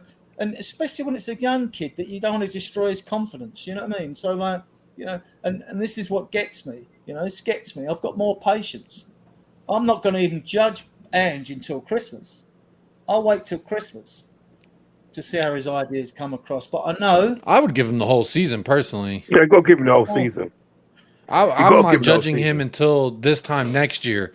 Then I'll say maybe a little bit earlier, maybe when the season ends, not a whole month after, but I would. I'm real excited for Ange Postecoglou, and that's why in the whole beginning of this whole thing I said maybe he could be the guy to get a shift out of Tanguy and Ndombele, and then that set the whole roof on fire, and I loved it. Kate has to go. I don't know how much longer we are going to go. Almost 2.5 hours. My butt is numb. But Kate, tell the people where they can find you. Can I just say, just quickly, I have never rated Richarlison. It's not I'm quick to judge him. I don't think I've just never rated him in the Premier League generally. So, right, yes, sorry. Just to go with Love Spurs is me. I am on again tomorrow night. No, hang on. What day is it? Friday, Sunday night. I'm doing a new show called the Sunday Sesh, 8:00 on Sunday. It's not going to be a load of boring football chat. It's going to be just a bit of everything, just a chill out space to have a laugh. And then Monday to Friday, 1:00, I always do Spurs chat, and normally ends up being about all sorts of things, from retro sweets to accents. Jacob, the master of the accent. Don't say that, because then people are going to think I can do it. Fans don't know how to chill out. Sorry? Spurs fans don't know how to chill out. They do when they come in my room. You know who'll be there? Christian Romero will be there for you all the time for you. It could be my naked butler. But you don't want him as your defender? Come on. No, just my naked butler. Okay. All right. Oh, love. Get in there. Jim, she doesn't mean it, Jim. She didn't mean it. Jim, don't worry, buddy. That laugh is friggin' epic. Is it not? So you're just a girl who loves Spurs, yeah? Yeah, my name's Kate, but yeah, just a girl. Hey, I'll put the link in there again, because honestly, the only comments that I have, almost put my own show link in there. The only comments that are showing up on StreamYard are the ones that we put in, the test from Mark Cousins and myself. Those are the only ones I'm seeing, but they are coming through. So there's the link again, in the chat. For those of you, wicked. Yeah, go give her a sub. New channel she got going on. So I'm subscribing. I'm scrubbing out right now. Brilliant. Yeah. But thank you so much for joining, Kate. Have a great rest of your day. Thanks, everyone. See you later. Take care, love. Bye-bye. Bye. There she goes. That is Don't the get drunk all channel. weekend. I So don't you know. Liverpool guys, are you happy with the transfer business you've done? Why you gotta that nerve? I'm happy with the two players that's come in, obviously, but like, Stiffened your midfield. we just need about a couple. We need a couple more to come in because McAllister, good signing. Sabozlai, good signing. Do you know what I mean? So we just need a few more midfielders. I'll say 2 more midfielders. I'll say, and a centre back. I'm fine. Do you know what I mean? I'll be fine. Do you know what I mean? Because I think at the end of the day, so I think Conor Bradley. I'll give him a chance at right back. Good for you. I'll say, yeah, go on, do your thing, because that's how we got to know Trent Alexander, by him getting his chance. And look what he done before he's 24. He won everything. You know what I mean? Right. So give him his chance. Put me in at right back. Say, look, you know what? Here's your time. You understand what I'm saying? Other people in the team will look after him as well. They ain't gonna leave him sort of like out cold. Do you know what I mean? And just do that. Do you know what I mean? But so far, I'm all right. I'm all right with it. But we need some more. We do need some more reinforcements. I'll be pissed off if they just that's all we get for this. When we get in transfer season, I'll be pissed off. But I just think we need some more. Do you think Curtis Jones will get more game time? Yeah, absolutely. Yeah, Cujo. definitely. I like Cujo. He's Definitely. I watched him. He was at the same time we had Marcus Edwards at Spurs. There was him, Curtis Jones, and Phil Foden were all youngsters at the same time. And Yeah. I thought, three of them. And I thought, well, all 3 of them. And I like Phil Foden. I do like Phil Foden. Yeah. He's a quality player. Yeah, I like him. Manuel Edwards not too bad, is he? He's doing all right in the Portuguese league, isn't he? He took time. He was another one of these players. Sometimes you get them, they want to jump before they can walk, or they want to leave the club because they're not getting game time. And you have to realise, like, who's in front of them. Yeah. You've got a couple of Liverpool youngsters on the bench now, out of your 9 subs, and suddenly the manager put them in the team before the others on the bench. They'll be going like, hang about, why is the young kid getting on before me? You can affect teams now doing things like that. You've got to... you've got to be careful as a coach about how you blood people, you know. Oh, yeah. Show that they earn their place to the rest of the bench. Otherwise, you'll get an unhappy bench, you know. Yeah, no, you're right. You're right. Jones's quality. So it's good to see, like, young players come through from academies, because only 3% make it. And most of them in the Premier League, and most of them, they don't come from Liverpool, Spurs, Arsenal, Man City, Arsenal, and all that, because the less wealthier teams, they have to blood their youngsters. They can't go to the team and all that. And most of them come from there. So, and 3% is not a lot. And I've got a real bugbear. I've watched the academy team play at Spurs, and I've watched fans say they'll comment on players that they've never even seen play or never been to an academy game. That happens, right? Because when players playing well, why isn't he in the first team? Why isn't he in the first team squad?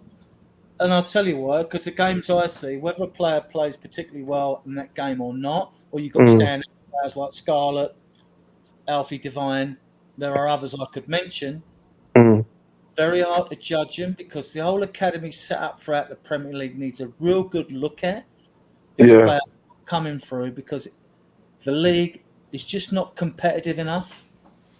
And then you get a player like Alex Scott of Bristol. He's playing first team games, so he's getting hardened to it. I'd love him at Spurs, but when they're talking 20 mil, when fans say, go and buy this youngster, hang about, we need that money for other players, Jacob. You know what I mean? We're going to spend that sort of money. We need that 20 mil to go and fix the problems we got with the first team, not by bringing like younger players in. Those are getting. We had a kid at Spurs, Dylan Marcandy, real talent, was playing really well. We sold him to Blackburn. Unfortunately, he had a bad injury. I bet he has a great career.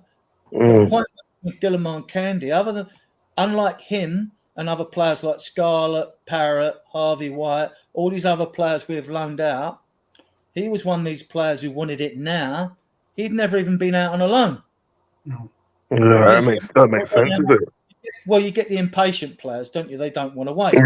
Yeah. Their first attraction is, we'll go to a big club like Chelsea, Liverpool, Man United, and all that.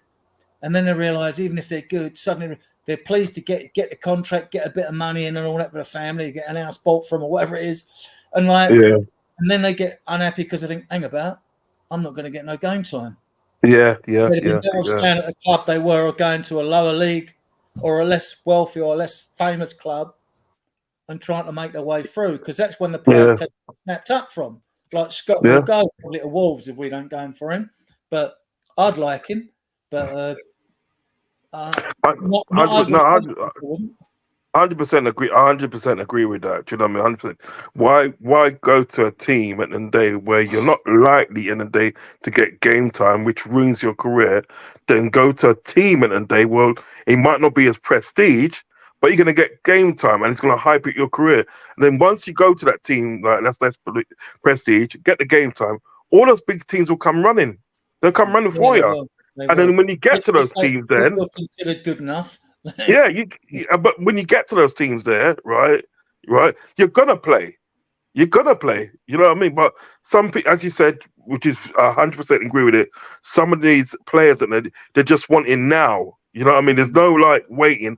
Oh, I want it now. They want to earn the big money now. They want the prestige now. Wait, just hold on. You know what I mean? What is to be is meant to be. Do you know what I mean? When your time comes, your time will come. Do you know what I mean? But a lot of people don't understand that mentality. I mean, it takes old heads like us and everything to actually realize that. You know what I mean? Because like I am a little bit on the side of like, if you feel like you got it, go ahead and force that move. Like Marcus Edwards is one that did that. But what has he done really since he left? Not too much, you could say. Yeah. So May, when he went to Holland or something, is it Chelsea now?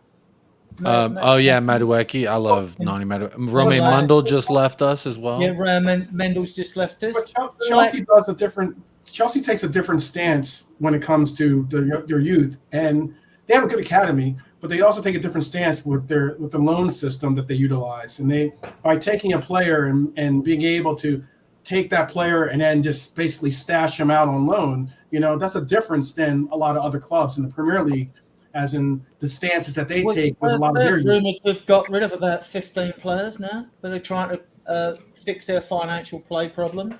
And they did. 600 million on others. I mean, they've sold Mount. Well, I like Mason Mount. I like him. I think it's a good player. They just got 120 mil from rivals. Let's let that sink in for a second. They're absolutely taking the piss out of us. Yeah. They're utilizing the money that's coming from Saudi Arabia right now. They're also utilizing their connections of getting some of these players that do have worth, and the fact that the loan system that I was referring to earlier, they were so manipulating the loan system that the Premier League had to change the rules on the loan system because of what they were doing. So, because a lot of these players were getting bought by Chelsea, thrown out on loan, and then never really being able to do much of anything until they hope to get their opportunity to show and prove for Chelsea. And that's far in between when you have a Chelsea that's also going out there and buying big name talent, $100 million players. When are you ever going to get your chance as a youth player? I think the loan system's been reduced to about 6 or 8 players or something. I stand corrected if I'm wrong. I think that's a good thing, because that means that when you're a club like Chelsea, you'll think twice about bringing them players in, and you'll want to bring in only the very, very best rather than obviously thinking. And that will mean that a lot of those players that would have been brought into Premier League clubs will probably go to Championship clubs and all that, and they might shine and come through a bit quicker. And City's kind of doing that too, right, Adrian? Where they're loaning out these players with buyback options, where if they turn out to be a stud, all right, cool, I'll buy them back. I guess, is it a sale or a loan? Like, where does that lie? Well, what they do now, Jacob, Spurs did it even with Marcus Edwards now. If Sporting sell Marcus Edwards, Spurs get a percentage of the cut. You'll find that with a lot of these young. That's the common standard deal now that all clubs are going to do. They don't want to be made to look like monkeys. No. I didn't mean the sell-on clause. I meant the buyback clause. Where I guess they sell them with that clause of like, if I see this guy shine with your club next year, I can buy it. And City's been they Well, just yeah, did yeah. it with a bunch of youngsters. Well, Jacob, one of your favourites, Xavi Simons, has been bought PSG's back by been doing PSG that. for about 6 mil. 6 mil. And then they Right? loaned him out. He's at RB Leipzig now. And they there's loaned him out, yeah. there's no buy option. Right, It's so just the straight loan. The City deal is an incredible with Lavia at least, and this is a team because we're a team that's actually interested in trying to possibly bring him in. I'm not the reason. That's one of the main reasons why I'm not on board for this deal. Look, the deal is this: one, Southampton has to elevate the price for him because they know that City gets a percentage of what they sell him for. Okay, so if they sell him hypothetically to us for 50 million, they're getting 10 million off the books right there back to City.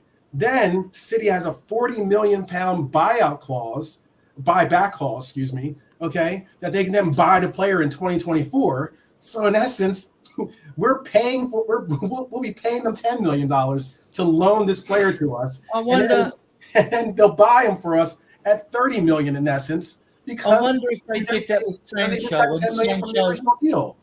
I wonder if they did it with Sancho when Sancho went to Dortmund and then Man United bought him from Dortmund. And he's a good player, Sancho, but he's not a 100 million player in my opinion. You know? No. You can say the same thing about Anthony too. Player, in my opinion, he's probably he's a quality player, but to me, he's probably a 40 million pound player in my opinion, and that's about it. He was at Anthony or Sancho. Sancho, I'm talking. Yeah. There was. I remember the time that was after him, and then I remember the summer they didn't get him, and then they waited for the next summer to get him, and that he's on 350 bags a week. 350 bags a week and everything that. And I'm not being funny. And I was surprised actually when Man United bought Martinez. I thought, I don't know about this guy, whether he'd do it. But he's smashed it at Man United, hasn't it? Yeah, and he's not the tallest, is he? He's not the tallest. He's tiny. He's smaller than Solomon. He's a tiny little man. But the crazy part is how small he is, but how much ups he got. You know what I mean? Compared to Maguire, who they can't give a game to. You know? Who's 6 foot fucking in with fridge, mate. Or whatever, eh? He's supposed to be going West Ham, isn't he? That's go there. That's above his. That's above his ability. I'll put it that much. If they go back to Chelsea again, because Chelsea, Arsenal, and West Ham, they've got good relations with each other. Fuck me. None of them have got good relations with is fucking Spurs, right? Yeah. I could see Conor Gallagher going because they've got the money for Rice. I could see Conor Gallagher going to West Ham as well to take his place. He won't be a Rice second substitute, but it'd be I know people like to take the Mickey out of Connor. I really liked him at Crystal Palace. I know it's well Crystal Palace. You're right. You're spot on. He was great for Crystal Palace, and he also had goal of the month for Chelsea for April, I believe it was, because I think he was the only one who scored in the month of April. So that's fun. That was him. Yeah. Their one goal that they scored in April was him. So, let's put some respect on Conor Gallagher's name. Man. Anyone from Palace, you might get. Has he gone now, Saha? Is he gone? He's on a free, and he's linked with Saudi, but he hasn't signed with anyone yet. He's still a free agent. So is Adama Traore, but he's asking about Wilfred Zaha. Eze would be a good buy for Liverpool or Spurs or Arsenal or whatever. He's who I wanted Eze if we didn't get Madison. Eze is a good player. Eze is good. He's a good player too. Crystal Palace has some talent. I like Elite. Yeah. He's pretty talented. But y'all, I'm gonna wrap up. Too expensive and not convinced. I don't think he's any better than Anderson. He's no better than Anderson. We should have got him. Who's that? Who's not better than Anderson? Guahi. Oh, Guahi. Yeah. I like Joachim Anderson, honestly. He walks into our 11. But y'all, I am gonna wrap up the show there. So I'm gonna give these lovely folks 1 second to not 1 second, obviously, but more than 1 second we'll give you. But I'll just go around the house and you can tell people one last parting thought or plug your shit, whatever you want to do. Mark, I'll start with you. my friend. Oof. You got any final thoughts you want to say before we get on out of here? No, not really. Come on, you Spurs. There we go. Come on, you Spurs. Coys, and all that. Quiz. You already know the vibes. Adrian, do you want to plug the Facebook group, or you got any final thoughts for us? Not really any final thoughts. I'm still, like we all know, it's going to be quiet this weekend. And because it is the weekend, the transfer window will be quiet. But as we've only recently been linked with Anderson and Ivan has again got a little bit of a mention recently in all the new feeds I've done too. I'm quietly confident that behind the scenes we are really going strong for Van der Ven and Tapsoda because no one else has been mentioned. And when it's quiet, although fans get impatient, it's a good sign. So I'm expecting. I hope you're right, Adrian. I'm expecting movement next week. We'll definitely get a defender in. I mean, we can't even get Ashley Phillips over the line. I did a whole video like, here we go, Ashley Phillips. Surely that'll be done. Yeah, but I'm not going to get excited whether we get another youngster in, Jacob. Seriously, I mean, I would rather see Ashley Phillips than fucking Eric Dyer. I'll put it that way. I'd rather anybody than Eric Dyer. Spurs fans' wider concerns are fixing our back four, basically. Yeah. And possibly not just two centre backs, like a number 6 and a left back as well. Because what we don't know, we're all speculating on the situation. We don't even know what the shape of our final 25-man squad will be when who's gone and who's not and who's left out. It's going to be come the 12th of August when the season starts. For us, it's the 13th because we play on the Sunday. And then you've still got 19 days into the season. The transfer window carries on because of Europe and all that. Yeah, we have 3 home matches. Until the 1st of September when the actual window shuts. So the reason I'm saying it and trying to be positive and optimistic is like you'd like to think that Ange will have a chance to work with at least one new centre back for a couple of weeks before the season starts on the 12th of August, Saturday the 12th of August. So we'll see, won't we? We'll see. I mean, and I'll be diving around all these links, and whenever we're linked with a player, I was going to look at the videos. And when the story gets legs, or I think it's got sensible legs, not after these low-tier media reports, but when I think it's got legs, I'll post that video in my Spurs group, which is like Spurs diehards on Facebook, you know? There you go. What a perfect way to give your final thought and plug the Facebook group. What a man. Adrian's a professional. When you come in here, you sprinkle some seasoning on it. Is this group open to anybody? Yes. Spurs diehards. No, right? It's open to Spurs fans. It's not open. Yeah. Spurs diehards. Why would Liverpool fans want to be on a Spurs Facebook? Yes, I understand that. But I was just saying, is it like an it's open not a question invite? of blanking, guys.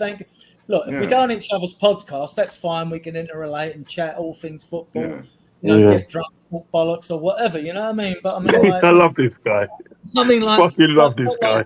Yeah, but you ain't gonna want to come in and read all the news feeds I go to posting this, that, and the other about Spurs. You know, I want to know more about Scare. I want to know more about Scare on me. Listen.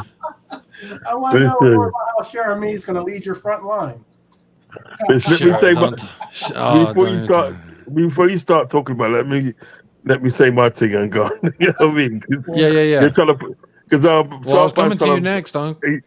I know, but 12 man's trying to incite things, man. Don't roll with him. Nah, he's my boy. He's my boy. Yes, listen.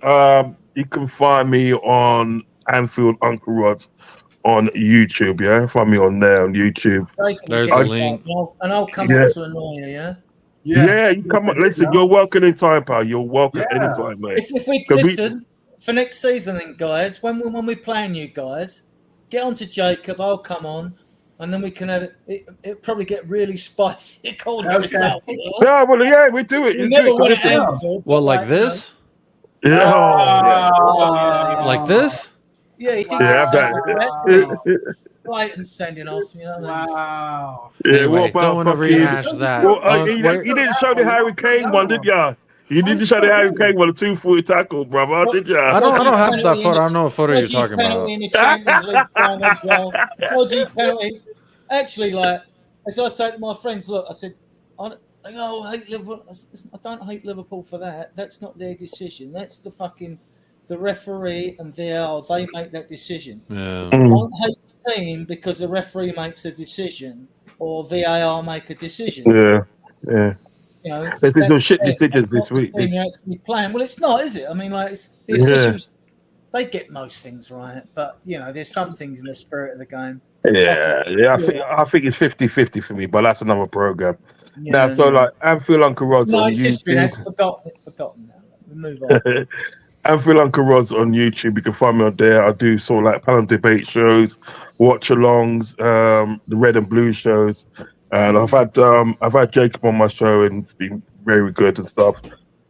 I'm also on Instagram at Anfield Uncle Rod's on Instagram, and also on Twitter as well. Anfield Uncle Rod's on there. Do you know what I mean? Just like to say, Jacob, thanks for having me on tonight. Do you know what I mean? Love. Really appreciate it, and nice to meet you, Adrian. Nice to meet you, mate. Nice you know to what I meet mean? you as well, mate. Yeah. I'm on You Twitter make sure- as well, but just re-opened my account because one before was cloned. I mean, even in my Facebook, I've been cloned. When I complained to Facebook, they did nothing. When I complained to Twitter, they did nothing. Oh, we'll put you over. Send me on a foot when I bollocks. Have the clone. I'll go with my account anyway, my other account, you know, because it's only like a copy account. So, but you're going to get that shit, you know what I mean? Yeah, but listen, you always got these trolls, rivals that are like, it's just bollocks, isn't it? you know.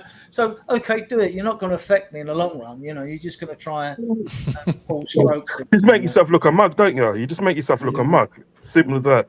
Listen, you're welcome on my channel anytime, mate. You just give me a shout whenever you want to come on and everything like, and you're welcome on my channel anytime, mate. Because like I say, talk to Jacob when we play you next season, and we'll have a preview and like a post-mortem afterwards.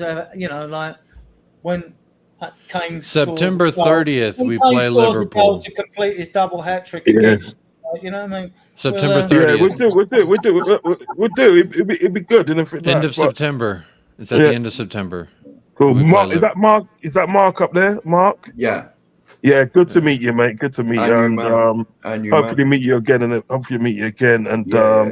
as I say, Jacob, thanks for having me on. Yeah, man. Big up. Thanks for joining in. Always welcome. You're welcome. Part of the family. 12th man. I'll catch you up soon as well. Yeah.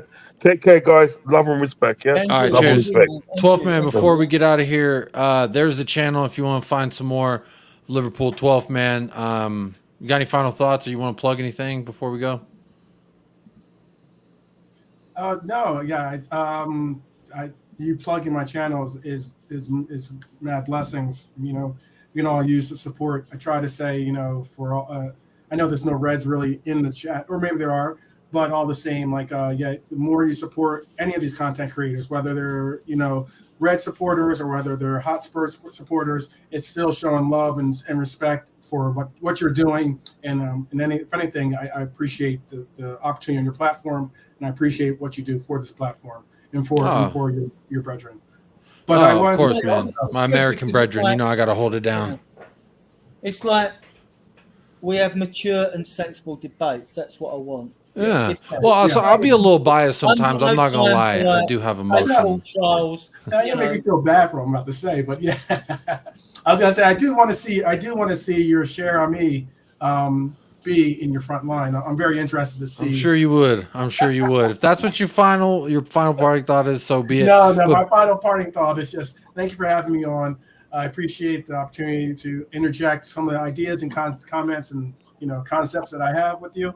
It was everything. I enjoyed listening back as well, learning some things about different perspectives as well. Yeah, that's what it's all Pick about. up to the chat, and I look forward to maybe September 30th doing the watch along or doing like an inter exchange or something like that.